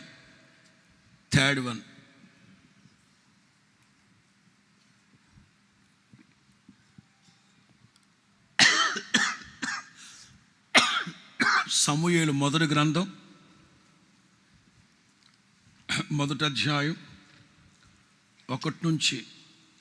సమూయేలు మొదటి గ్రంథం 1వ అధ్యాయం 1 నుంచి. ఎఫ్రాయిము మన్యమందు రామత్తయి సోఫీము పట్టణపు వాడు ఒకడుంటాడు. అతని పేరు ఆ ఒకడు ద్వారానే ప్రభు అద్భుతాలు చేస్తాడు. పరిశుద్ధ గ్రంథంలో సమూయేలు గురించి రాయబడినప్పుడు వాళ్ళ నాన్న కోసం, సంసోను గురించి రాయబడినప్పుడు వాళ్ళ నాన్న కోసం, ఒకడుండెను ఆ ఒకడు ద్వారానే ఇట్లాంటి గనులు పుడతారు. అది వెళదాం. 2వ వాక్యం. అతనికి 2 భార్యలు ఉండిరి, వీరిలో ఒకదాని పేరు హన్నా. హన్నా అంటే అర్థం, రాసుకోండి, హన్నా అంటే అర్థం దేవుని దయ పొందినది, లేక దేవుని కృప పొందినది. ఈవిడ గురించి ఇంకొక మాట కూడా చెప్పానా, ఇన్ని పొందుకొని ఉన్నా సంతానం లేక అవమానాలు అనుభవిస్తుంది. ఇంకో సంగతి కూడా చెప్పనా, ఈవిడకున్న 2వ ఆస్పెక్ట్ ఏంటంటే 5వ వాక్యం.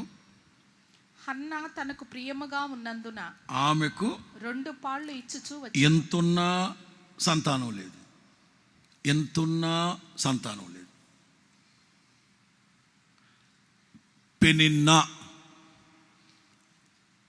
పెనిన్నా అంటే అర్థం ప్రెషస్ స్టోన్, ప్రశస్తమైన రాయి. హన్నా అంటే దేవుని దయ కృప పొందినది, 2 పాళ్ళు ఆశీర్వాదాలు పొందుకున్నది. అయినా ఆమె గర్భము మూయబడి ఉండెను. పెనిన్నా అంటే అర్థం ప్రశస్తమైన. తలలు పైకెత్తండి, నేను ఒక డేట్ చెప్తాను, నోట్ చేయండి. మీలో సంతానం లేని వాళ్ళు ఎవరైనా ఉన్నారా ఇక్కడ? మన హోల్ నైట్లో కూడా ప్రార్థన చేయించారు. సంతానం లేని వాళ్ళు ఎక్కడ? ఓకే, మీకు తెలిసిన వాళ్ళు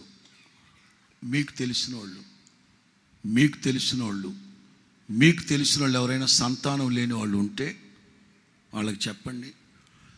జనవరి 13వ తారీఖున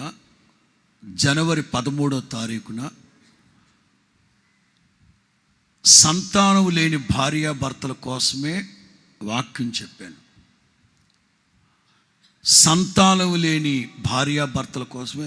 చెప్పాను. శారమ్మను గురించి చెప్పా. శారమ్మతో దేవుడు అంటారు, నీ సంతతి, నీ పిల్లలు యెహోవా వలన ఉపదేశం పొందుతారు, నీ పిల్లలకి గొప్ప సమాధానం కలుగును గాక. ఆవిడకి పిల్లలే లేరు. యెషయా గ్రంథం 54. నా చేతులు జోడించి చెప్తున్నాను మీకు, సంతానము లేని వాళ్ళందరికీ ఆ లింక్ పంపించండి. జనవరి 13వ తారీఖున స్తుతి నైవేద్య కూడికలో చెప్పాను. కేవలం సంతానం లేని వాళ్ళే ఖచ్చితంగా వినండి. యెషయా గ్రంథం 54 మొదటి నుంచి. గొడ్రాల పిల్లలు కనని దాన జై గీతమెత్తుము. ఎవరితో చెప్పారు ఈ మాటలు? అయిగారు ఇది యెషయా గ్రంథం అయితే అప్పుడు శారమ్మ ఎక్కడుందండి? జస్ట్ నా మాటలు వినండి. ఈ వారంలో ఖాళీ ఉన్నప్పుడు ఇప్పుడు చెప్పిన వర్తమానం మరలా వినండి. ఇది 54వ అధ్యాయం. 51లో మీ తండ్రి అయిన అబ్రహాముని గురించి, మీ తల్లి అయిన శారాను గురించి ఆలోచించు. Think about them. తలలు పైకెత్తండి. యెషయా ప్రవక్త ఆ రోజుల్లో యెరూషలేములోను సియోనులోను ఉన్న ప్రజల దురవస్థను చూసి ఎందుకు కంగారు పడుతున్నారు? అప్పుడు మీ తండ్రి అయిన అబ్రహాముతో, మీ తల్లి అయిన శారమ్మతో దేవుడు ఏం చెప్పాడు తెలీదా మీకు? 51, 52 అబ్రహాముని గురించి, 53 యేసు ప్రభుని గురించి, 54 శారమ్మ. శారా, నీ గుడారపు తెరలు. ఆ రోజుల్లో గుడారాలు తయారు చేసుకునేది ఆడోళ్లే. అందుకని శారమ్మతో చెప్తున్నాడు, శారా నీ గుడారాన్ని విశాలపరచు. శారమ్మ ఒంటరిగా చిన్న గుడారంలో కృంగిపోతూ ఉంది. ఏమ్మా శారమ్మ బాధపడుతున్నావు అంటే, మా ఆయన ఎంతసేపు దాని కొంపలోనే ఉంటున్నాడు. దేని కొంపలో? పిన్ని ఎవరు అక్కడ ఉంటున్నాడు, నా రావట్లే. దేవుడు అంటారు, గుడారపు తెరలు విశాలపరచు. ఎందుకు గొడ్డుపోద్దాన్ని నాకెందుకు విశాలపరచుకోవడం పిచ్చదానా? ఏం మాట్లాడుతున్నావు? పర్వతములు తొలగిన, మెట్టలు తత్తరిల్లిన. పర్వతం అంటే అబ్రహామే. మీ తండ్రి అయిన అబ్రహాముని గురించి ఆలోచించండి. ఏ బండలో నుంచి అబ్రహాముని బండతో పోల్చాడు. పర్వతం. అతను తొలగిపోయిన, మెట్టలు తత్తరిల్లిపోయిన నా కృప నిన్ను. శారమ్మ నీ చేతులతోనే విశాలపరచుకో. పాట పాడు. ఈ మాటలు గలతీ పత్రికలో హాగరు గురించి, శారమ్మను గురించి మాట్లాడుతూ, శారమ్మతో ఎలాగూ యెహోవా చెప్పాను కదా అంటాడు. సరే, జనవరి 13 మంగళవారం స్తుతి నైవేద్య కూడిక. సంతానం లేని వాళ్ళు ఖచ్చితంగా వినండి. మోరోవర్, దేవుని ఆత్మ కలిగిన సేవకునిగా ఆత్మీయ సమాజానికి నేను చెప్పే మాట, ఈ సంవత్సరం నుంచి క్రైస్తవ కుటుంబాల్లో పుట్టబోయే సంతతి వాగ్దాన సంతతి, దేవుని చేత బోధింపబడుదురుగాక. 90sలో పుట్టిన వాళ్ళందరూ జెన్జీ ఏదో అంటున్నారుగా. 90sలో పుట్టిన వాళ్ళని జెన్జీ అంటున్నారు కదా. ఏదేదో జీఈ, ఎక్స్, ఎమ్, ఎన్ అంటున్నారు కదా. ఓ సేవకునిగా నేను అంటున్నాను, 2026 ఈ సంవత్సరం నుంచి క్రైస్తవ ఆత్మీయ కుటుంబాల్లో పుట్టబోయే సంతతి వాగ్దాన సంతతిగా దేవుడు మార్చునుగాక. ఈవిడికి సంతానం లేదు. ఇశ్రాయేలీలకి ద్వితీయోపదేశకాండం 28లో వినండి. ద్వితీయోపదేశకాండం 28లో 20 ఆశీర్వాదాలు, 114 శాపాలు. చెప్పండి, శాపాలు ఎన్ని? ఏం గుర్తుంటాయి శాపాలు మీకు? ఆశీర్వాదాలు అదిగో డౌట్గా చెప్తున్నారు. 20 ఆశీర్వాదాలు, 114 బోల్డెన్ శాపాలు ఉన్నాయి. అందులో కుష్టు ఉంది, కాళ్ళు గెట్లు చీలిపోవడం ఉంది, పొడ, బొల్లి జబ్బు, విపరీతమైన వేళ్ళు, ఇవన్నీ శాపాలే. వాటన్నింటికంటే శాపాలలో మొదటి శాపం ఏంటో తెలుసా? గర్భఫలం లేకపోవడం. మిమ్మల్ని అంటున్నాను అనుకోమాకమ్మ, అది పాత నిబంధన కాన్స్టిట్యూషన్లో సంతానం లేకపోవడం అనేది మొదటి శాపం.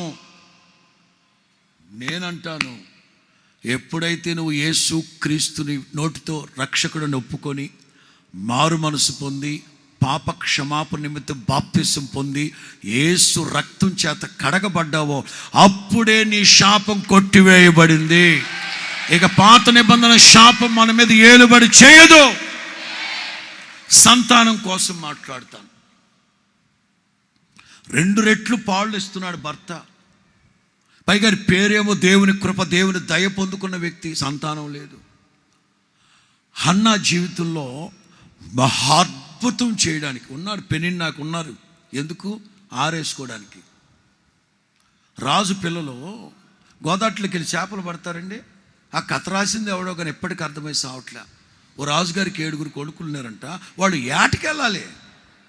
ఇప్పుడు ఏటకెళ్ళకుండా నీ మగాళ్ళ లేకపోతే చక్రైపాలెం వాళ్ళరా, మగతనం ఉంటే సింహాలను పట్టండిరా. ఇదే బురద మట్లు శీలావతి ప్రభావతిని పట్టరాటకి వెళ్ళి ఎవడరా ఈడ చీ బతుకుచాడా. ఈ హన్నా జీవితంలో దేవుడు మహాద్భుతం చేయడానికి పెనిన్నాకున్నారు పిల్లలు. ఎంత దరిద్ర పెదవులు. కానీ పెనిన్నాకు పుట్టింది ఒకడు, అంటే మొదటి సంతానం. ఎట్లాంటోడు? బైబిల్లో మొట్టమొదటిగా దేవుని గురించి వ్రాయబడిన మాట మహాగణుడవు. స్టడీ. మొట్టమొదటి దేవుడు మహాగణుడు. ఆ తర్వాత బైబిల్లో రాయబడిన మాట శామ్యూయేల్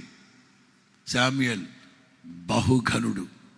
అతను ఏది చెప్తే జరిగిపోతుంది. బహుఘనుడు. దాని మొదలుకొని బేర్షెబా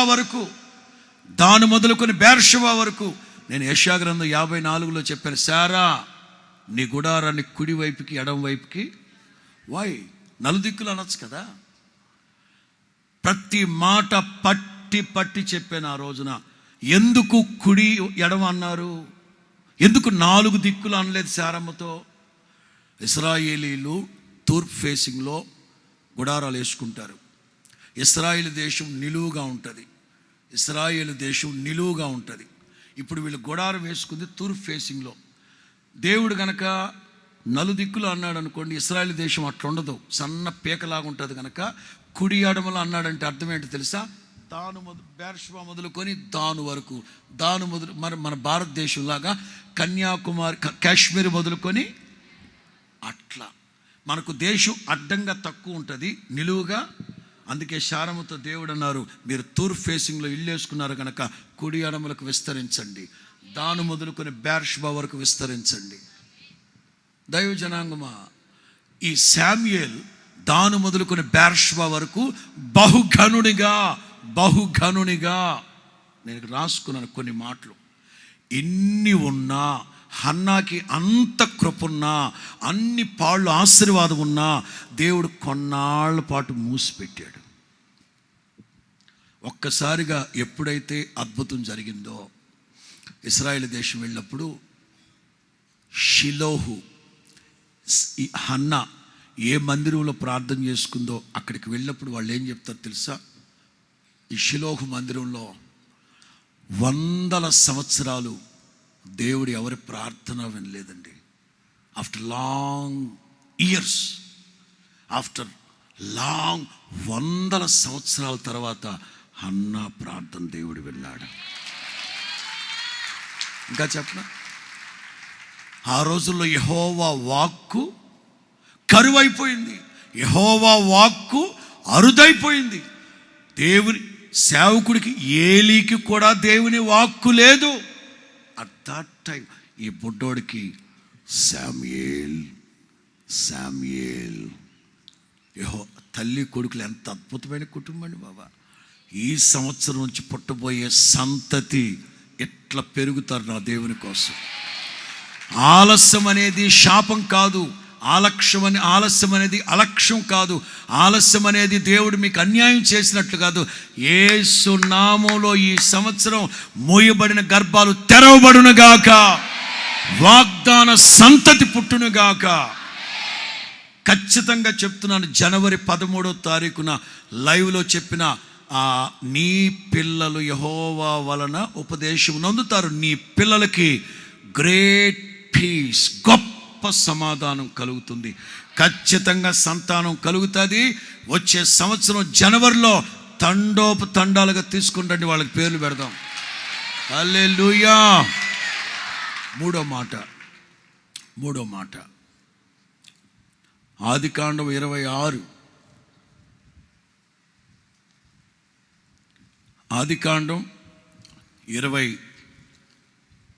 వాస్తవంగా ఈ వర్తమానం హోల్ నైట్లో చెప్దాం అనుకున్నాను. మోహన్ గారు వచ్చినందువలన ఇవాళకి వాయిదా పడింది. ఆదికాండం 26:1. అబ్రహాము దినములలో వచ్చిన మొదటి కరువు కాక మరి ఒక కరువు ఆ దేశములో వచ్చెను.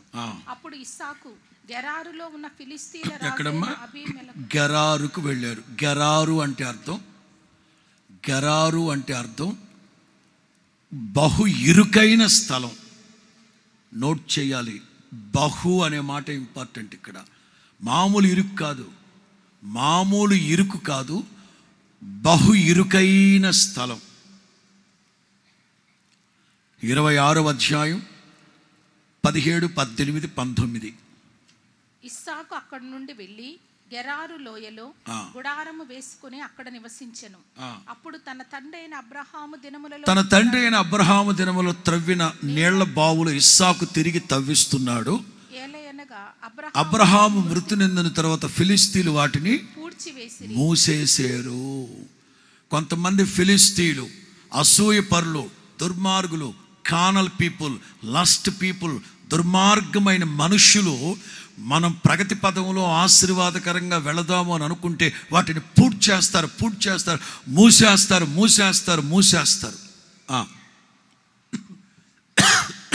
22 ఇంపార్టెంట్. అతడు అక్కడ నుండి వెళ్ళి, సరే చదువుకుంటూ రండి, ఒక్కొక్క పదానికి భావాన్ని చెప్తా వస్తాను. 18. అప్పుడు తన తండ్రి అయిన అబ్రహాము దినములలో త్రవ్విన నీళ్ల బావులు ఇస్సాకు తిరిగి త్రవ్వించెను. ఏలయనగా అబ్రహాము మృతి పొందిన తర్వాత ఫిలిస్తీన్లు వాటిని పూడ్చివేసిరి. ఒక్కొక్క మాటకి అర్థాలు ఉన్నాయి కదా కింద. జగడం, ఇది మామూలు జగడం అమ్మా, ఇది మామూలు జగడం. ఓకే, చదువుదాం తర్వాత. అప్పుడు గెరారు కాపరులు ఇస్సాకు కాపరులతో జగడమాడి, ఇదేంటిది, ఇది ఎన్నో జగడం? ఏషేకు 20వ వాక్యం. ఏషేకు అంటే అమ్మా జగడమాడు, మొదటి జగడం. 2 సిత్నానా 2 21వ వాక్యం. 21 వారు మరి ఒక బావి త్రవ్వినప్పుడు జగడం కాదు అక్కడ, ఇప్పుడు రాసుకోండి. మొదటి జగడం. 2 జగడం మీద జగడం, కొట్లాట మీద కొట్లాట, పోరాటం మీద పోరాటం, కొట్లాటల మీద కొట్లాటలు, జగడం మీద జగడం. మొదటేమో అంతే, శృతి పెరుగుతుంటుంది కదా. మొదట ఇశ్రాయేలులు వాదించారు, తర్వాత దేవుని శోధించారు, ఆ తర్వాత సనిగారు, ఆ తర్వాత ఏకంగా అంటే పెరుగుద్ది కదా, డిగ్రీ బీపీ పెరుగుద్ది కదా. మొదట జగడం ఆడారు, ఆ తర్వాత జగడం మీద జగడం, కొట్లాట్లు, పోట్లాట్లు, జుట్లు పట్టుకోవడాలు, చీరలు సిరి. ఇది చివరికి 22. అతడు అక్కడ నుండి వెళ్ళి మరి ఒక బావి త్రవ్వించెను. దాని విషయమై వారు జగడమాడలేదు. అందుచేత అతడు ఇప్పుడు యెహోవా మాకు ఎడము కలుగజేసి ఉన్నాడు. నోట్ చేసుకోండి. రహబోతు అంటే అర్థం ఎడమ కాదమ్మా, బహు విశాలము. గెరారు అంటే అర్థం ఏంటబ్బా? గెరారు అంటే అర్థం బహు. ఎస్, మన దేవుడు ఎవరో తెలుసా? అది బహు ఇరుకైనది గనక మన దేవుడు అద్భుతం చేస్తే ఎట్లుంటుంది అంటే, చాలే పట్టుకో, నీ మొహానికి చాలే పట్టుకో అని ఎంగిలి మెతుకులు వేసేవాడు కాదు. బహు ఇరుకులో ఉన్న నిన్ను బహు విశాల స్థలానికి తోడుకొని వెళతాడు. స్తోత్రం చెప్పు గట్టిగా. నేను ఇక్కడ చెప్పాలనుకుందే తెలుసా? ఒక్కసారి నా దేవుడు గనక తెరిస్తే దాన్ని ఎవ్వడు వేయలేడు. ఏ మనుషులైతే మోతేస్తూ వచ్చారు, వాళ్ళందరూ కట్టగట్టుకొని వచ్చారు. వాళ్ళందరి కన్నులు ఎదుట దేవుడు ఇస్సాకుని అభివృద్ధి చేసి మహాభివృద్ధి కలుగు చేశారు. 26 అంతటా అబీమెలెకును, అదే వాళ్ళందరూ. బాబా శెట్టర్ గారు, గతంలో ఎవరెవరైతే ఇస్సాకుకు విరోధంగా లేచి మూసేసి పూడ్చేసి గోతులు తవ్వి పూడ్చేశారు. వాళ్ళందరిని తీసుకొచ్చి కూర్చోబెట్టాడు దేవుడు. వాళ్ళందరి కన్నుల ఎదుట ఇస్సాకుని పైకెత్తాడు దేవుడు. స్తోత్రం చెప్పు గట్టిగా. ఏ మనుషులైతే మీ వ్యాపారాల్ని, మీ జీవనోపాధిని, మీ కష్టార్జితాన్ని, మీ చేతుల కష్టార్జితాన్ని ఆపేస్తూ ఆటంకాలు చేస్తూ వచ్చారో వాళ్ళందరినీ తీసుకొచ్చి కూర్చోబెట్టి వాళ్ళ కన్నుల ఎదుట నిన్ను తలగా నిలవబెట్టునుగాక. వారందరి కన్నుల ఎదుట దేవుడిని హెచ్చించునుగాక. Last one, final one. Okay, నిర్గమ 19:20 ఎలా ఉందంటారు? బైబిల్ స్టడీ లాంటి సబ్జెక్టు నచ్చిందంటారా? అది మరి ఎపిసోడ్లు ఫాలో అవ్వండి, రైట్? నిర్గమ 19:20. యెహోవా సీనాయి పర్వతం మీదకి, అనగా ఆ పర్వత శిఖరం మీదకి దిగి వచ్చెను. అమ్మా, యెహోవా సీనాయి పర్వతం మీద. నోట్ చేయండి, సీనాయి అంటే పగ. సీనాయి అంటే పగ లేక పగస్తులు. సీనాయి అంటే పగ, పగస్తులు. చదవండి 20. యెహోవా సీనాయి పర్వతం మీదకి, అనగా ఆ పర్వత శిఖరం మీదకి దిగి వచ్చెను. ఎక్కడమ్మా? పర్వత శిఖరము మీద. మధ్యలో కాదు, యెహోషువ మధ్యలోనే ఉంటాడు ఎప్పుడు. అటు ఉండడు, ఇటు ఉండడు, మధ్యంతరంగా చక్రపాలెం టైప్ అనమాట. పూర్తి స్థాయిలో కొండ ఎక్కడో, అలాగని కింద ఎడతో తచ్చిట్లాడు. గోపి అంటే తెలుసా? అబ్బా, తెలుసు మీకు అన్నీ. శిఖరం అనేది నోట్ చేయండి. యెహోవా పర్వత శిఖరం మీదకి రమ్మని మోషేని ఎవరినమ్మా? ఎవరు పిలిచారు? యెహోవా. ఎవరు పిలిచారు? మన దేవుడు చాలా గొప్పోడబ్బా. పోయిన ఆదివారం డేట్ ఎంత? 18. పోయిన ఆదివారం మోషే కర్రను గురించి చెప్పా. మోషే, నీళ్లు లేవా ఇక్కడ? రెఫిదీం ఇక్కడ నీళ్లు లేవా? ఓకే, హోరేబుకు రమ్మంటాడు. అక్కడి నుంచి అక్కడికి 4 కిలోమీటర్ల దూరం. హోరేబులో ఒక బండ మీద దేవుడైన యెహోవా నిలవబడి అని ఉంటుంది. పిల్లరా, ఇప్పుడు మీరు కూడా వచ్చేయి, ఆన్లైట్కి వచ్చేయి. ఎక్కడుంటావు? బాతుల దగ్గర, కుక్కల దగ్గర, కోళ్ళ దగ్గర, ఏదో చెప్పండి. అక్కడ ఉంటాను. అక్కడికి వచ్చి వాళ్ళు నిన్ను వెతుకుతుండేసరికి నువ్వు వాళ్ళని చూస్తావు. చూసేమంటావు?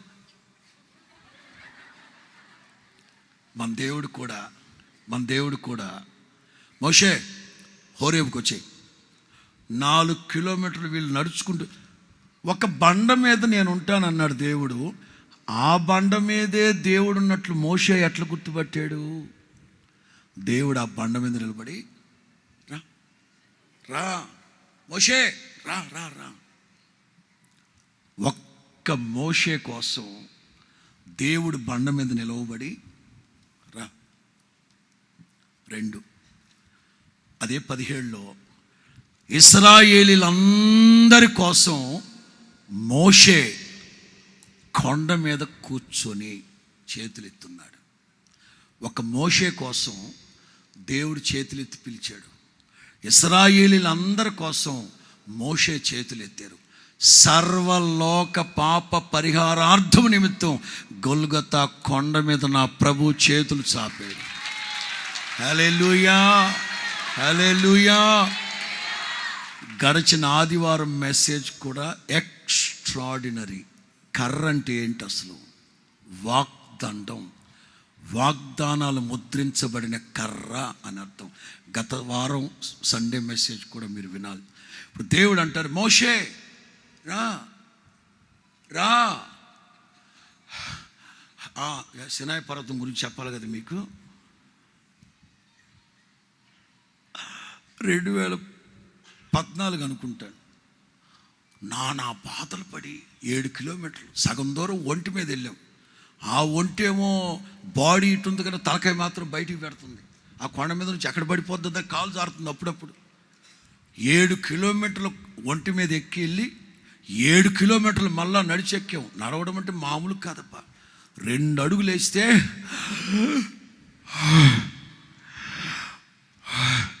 పై ప్రాణం పైనే పోతుంది. ఇంకోటి చెప్పనా, అసలు సినాయి పర్వతం మీదకి వెళ్ళడం తర్వాత సంగతి దేవుడు ఎరుగు. మనం తిరిగి కిందకి వెళ్తామో లేదో డౌట్ వచ్చింది మాకు. ఇన్ని బాధలు పడి 4 గంటలు రప్పుతూ రోస్తూ పైకెళ్ళి మరి హాయిగా దిగి వస్తున్నాం. రాత్రి 2 గంటలప్పుడు దిగి వస్తుంటే రాతి తాబేళ్ళు లేవు, ఇంత పెద్ద రాతి తాబేళ్ళు అవి ఎక్కుతా వస్తున్నాయి పైకి. అమ్మ సెల్ ఫోన్ లైట్లు వేసి చూసాం, అమ్మ రాతి తాబేళ్ళు వస్తున్నాయిరా పైకి బాబా అనుకున్నాం. షాకర్ అన్నాడు, అన్న రాతి తాబేళ్ళు కాదన్నా, మనం పాశ్రమ్మోళ్ళు అన్నా పక్కోళ్ళు అన్నాడు. అమ్మా ఇట్లా ఎక్కుతున్నా, అమ్మా ఇగో అన్న చూసి వచ్చారా అన్నారు. చూసాం కానీ వెళ్దాం పదండి, మీ వల్ల కాదులే పదండి అన్న. లేదన్నా మేము చూడాల్సిందేనన్నా, మేమేం డబ్బులు ఇచ్చాం కదన్నా. ఇదిగో మీరు చూడడం కాదు, పోతారు అక్కడే లేనిపోని కూడా కిందకి వెళ్దాం పదా. మేము చూడాల్సిందేని అన్నారు. సరే ఓ పని చేయండి, 2026లో మరలా వస్తా, ఈలోపు తిరిగి వచ్చి ఉండమని చెప్పాను నేను. ఏంది మీరు ఎక్కే సినాయి పర్వతం అంటే మాటలు అనుకున్నారా? ఓ చాలా డేంజర్ బాబా. దేవుడు అంటారు, మోషే రా, శిఖరం మీదకి రా. పా, దేవుడే రమ్మంటున్నాడు. 40 ఏళ్ల వయసులో ఐగుప్తు వదిలిపెట్టి మోయాబ్కి వెళ్ళిపోయాడు. మిద్యాన్ ఈ సినాయి పర్వతం దగ్గరే 40 సంవత్సరాల గొర్రెలు మేపాడు అక్కడ. ఆ సినాయి పర్వతం చుట్టుప్రక్కన ఉన్న వాళ్ళందరూ మోషేతో పగస్తులైపోయారు. మోషే మీద కత్తి కట్టారు. రైట్, 80వ ఏట ఐగుప్తుకి వెళ్ళి మరలా ఇశ్రాయేలీలు తీసుకొస్తున్నాడు. 1 year అయింది. 1 year. ఈ 1 yearలో వీళ్ళందరూ రివర్స్ అయ్యారు మోషేకి. ఆల్మోస్ట్ ఒక నాయకుడికి శత్రువు అవుతారు అనుకుంటాను అందరూ.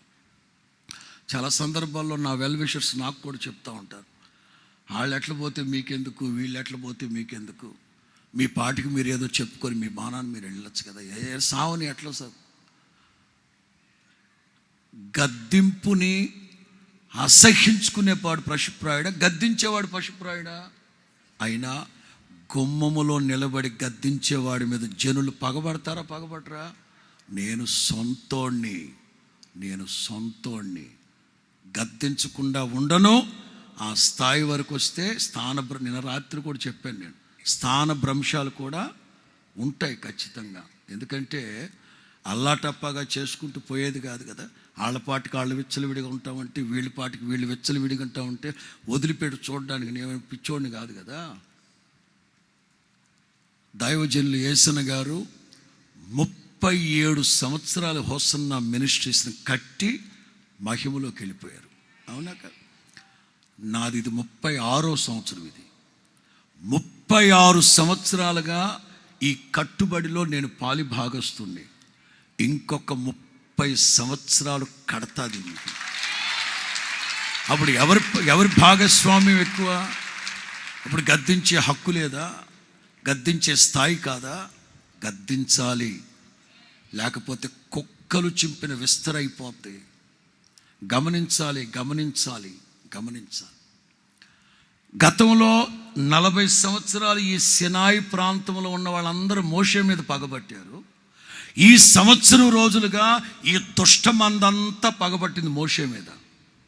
దేవుడు అన్నారు, కమాన్ మోసెస్, కమాన్ రా, పైకి రా. ఎంత దూరం రమ్మంటారంటే శిఖరం మీదకి రా, top Janith peak level of mountain రా, పైకి రా, శిఖరం మీదకి రా. ఎందుకు శిఖరం మీదకి రమ్మన్నాడు? చదువుకుంటాం. యెహోవా పర్వత శిఖరం మీదకి రమ్మని మోషేని పిలువగా మోషే ఎక్కిపోయెను. అప్పుడు యెహోవా, ప్రజలు చూచుటకు యెహోవా యొద్దకు హద్దు మీరి వచ్చి వారిలో అనేకులు నశింపకుండునట్లు నీవు దిగిపోయి వారికి ఖండితముగా ఆజ్ఞాపించుము. మరి చెప్పాలి కదా. ఏ నడిపింపు లేకపోతే విచ్చలవిడిగా ప్రవర్తిస్తూ ఉంటే ఎట్లా? ప్రజలకి పోతేసే మాటలు మాట్లాడుతూ ఖండితంగా చెప్పు. నేనేం చెప్తున్నాను అదే చెప్పు. హోసన్నా మినిస్ట్రీస్ వ్యవస్థాపకుడు యేసన్న అనే వ్యక్తి ఏమైతే చెప్పారో వాటికి భిన్నంగా వెళ్ళొద్దు. సంగీత విభావరి కార్యక్రమాలు వద్దంతే. ఇక పిచ్చ వేషాలు డ్రామాలు వద్దంటే, కుప్పిగంతులు వద్దంతే. మరి ఖండితంగా చెప్పకపోతే ఎట్లా? పగబడతారు. అందుకే సినాయి పర్వతం మీదకి రా. సినాయి అంటే అర్థం వీళ్ళందరూ వాళ్ళందరి కన్నులు ఎదుట అనే మాట ఎక్కడ? వాళ్ళందరి కన్నులు ఎదుటనే మాట 21వ వాక్యం.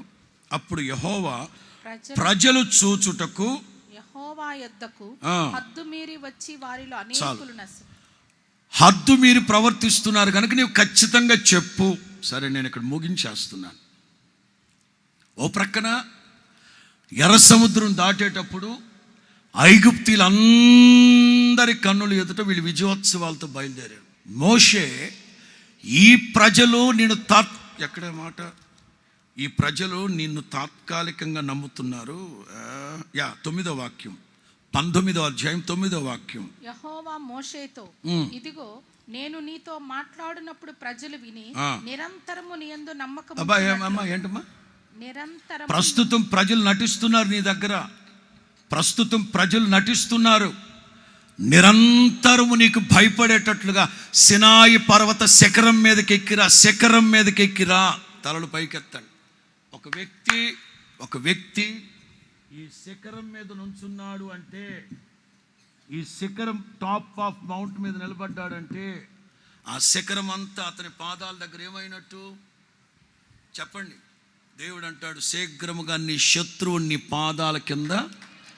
2025 వరకు ఏ శత్రువులైతే మీ మీద పగబట్టి మిమ్మల్ని ద్వేషించి దూషించి దుర్భాషలాడి మిమ్మల్ని వాదించి మీ మీద సనిగి మిమ్మల్ని చంపాలనుకున్నారో వాళ్ళందరినీ శీఘ్రముగా నీ పాదాల కింద దేవుడు చితక్కొట్టును గాక.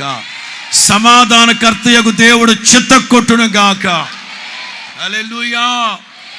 40 సంవత్సరాల పగస్తులు వాళ్ళందరి కన్నుల ఎదుట ఎప్పుడైతే దేవుడు మేఘంలో మబ్బులో మంచులో దెబ్బకి దడదళ్ళాడిపోయారు ఒక్కొక్కరు ఇశ్రాయేలీలు. నాట నుంచి మోషేకి భయపడడం ప్రారంభించారంట. స్తోత్రం చెప్పండి గట్టిగా. ఎవరైతే మీ మీద పగ పెంచుకున్నారో, నిర్నిమిత్తముగా మీ మీద పగ పెంచుకొని మిమ్మల్ని దుర్భాషలాడుతూ వాదిస్తూ శోధిస్తూ కించపరుస్తూ మీ గౌరవాన్ని నాశనం చేస్తూ వచ్చారో వాళ్ళందరినీ శీఘ్రముగా నా తండ్రి నీ పాదాల కింద తొక్కునుగాక, అనగదొక్కునుగాక. గతంలో ఐగుప్తీలందరినీ ఎర్ర సముద్రంలో అనగదొక్కాడు దేవుడు. ఇప్పుడు నీ పగస్తులందరినీ అనగదొక్కేటట్టు శిఖరం మీదకి ఎక్కువ. దేవుడు కమాన్ నేను రమ్మంటున్నాను కదా, వాళ్ళందరినీ నీ పాదాలకి శీఘ్రముగా. ప్రభు ఈ మాటలన్నీ మన వెనుకల్లో ఫలభరితంగా మార్చి ఆశీర్వదించును గాక. ప్రార్థన చేసుకుందామా?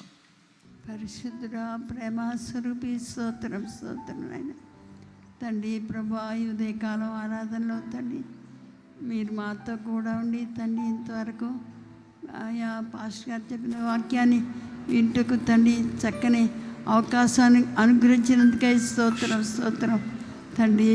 ప్రభా, మీరే ఆశీర్వదించి తండ్రి పలు ప్రాంతాల నుంచి తీసుకొచ్చిన బిడ్డలందరి కొరకై స్తోత్రం. ఆరాధనలో తండ్రి మీరు ఆశీనులై తండ్రి అయ్యా వాక్యానుసారంగా తండ్రి హెచ్చరించిన ప్రతి మాట కొరకై స్తోత్రం. వాక్యాన్ని నేను మెరుగువేసుకొని చక్కగా వాక్యానుసారంగా జీవించుటకు సహాయం చేయండి తండ్రి. స్తోత్రం పాటల ద్వారా ఆరాధనలో తోడుగా ఉన్నందుకై స్తోత్రం తండ్రి. మీరే సహాయం చేయండి తండ్రి. పాస్టర్ గారిని మీరు బలపరిచి ఇంకను బలంగా వాడుకోండి తండ్రి. స్తోత్రం ఇంకను తండ్రి జరగాల్సిన కార్యక్రమాన్ని తండ్రి, ఇంకను జరగవలసిన 2వ ఆరాధన ప్రభా మీరు ఆశీర్వదించండి. స్తోత్రం అయ్యా. అనేక మందిని తీసుకొచ్చినందుకై స్తోత్రం. ఆరాధనలో మీరు ఆశీర్వదించినందుకు స్తోత్రం. తండ్రి కృప చూపండి. మమ్మల్ని అందరినీ మీ చేతిలో సమర్పించుకొచ్చున్నాం. కంచి వేసి కాపాడి కృప చూపి మహిమ పొందండి తండ్రి. మహిమ గల రాజ్యం కొరకు రాకడ కొరకు సిద్ధపరచండి. మా ప్రభువైన యేసుక్రీస్తు పరిశుద్ధ నామమున ప్రార్థించి వేడుకొంచున్నాం తండ్రి. ఆమేన్. మన ప్రభువైన యేసుక్రీస్తు కృప, తండ్రి దేవుని ప్రేమ, పరిశుద్ధాత్ముని సన్నిధి, సముఖము, సహవాసం ఈ మొదటి ఆరాధనలో పాలు పొందిన ప్రతి బిడ్డకి, సకల పరిశుద్ధులకి, ఆయన కృపలో దాగి ఉన్న ప్రతి ఒక్కరికి సదాకాలం తోడై ఉండి నడిపించి కాపాడునుగాక. ఆమేన్. హల్లెలూయా, హల్లెలూయా, హల్లెలూయా. దేవునికి స్తోత్రం. మీకు అందరికీ నా హృదయపూర్వకమైన వందనాలు. అందరికి వందనాలు. సియోనులో నుండి నా తండ్రి మిమ్మల్ని ఆశీర్వదించును గాక.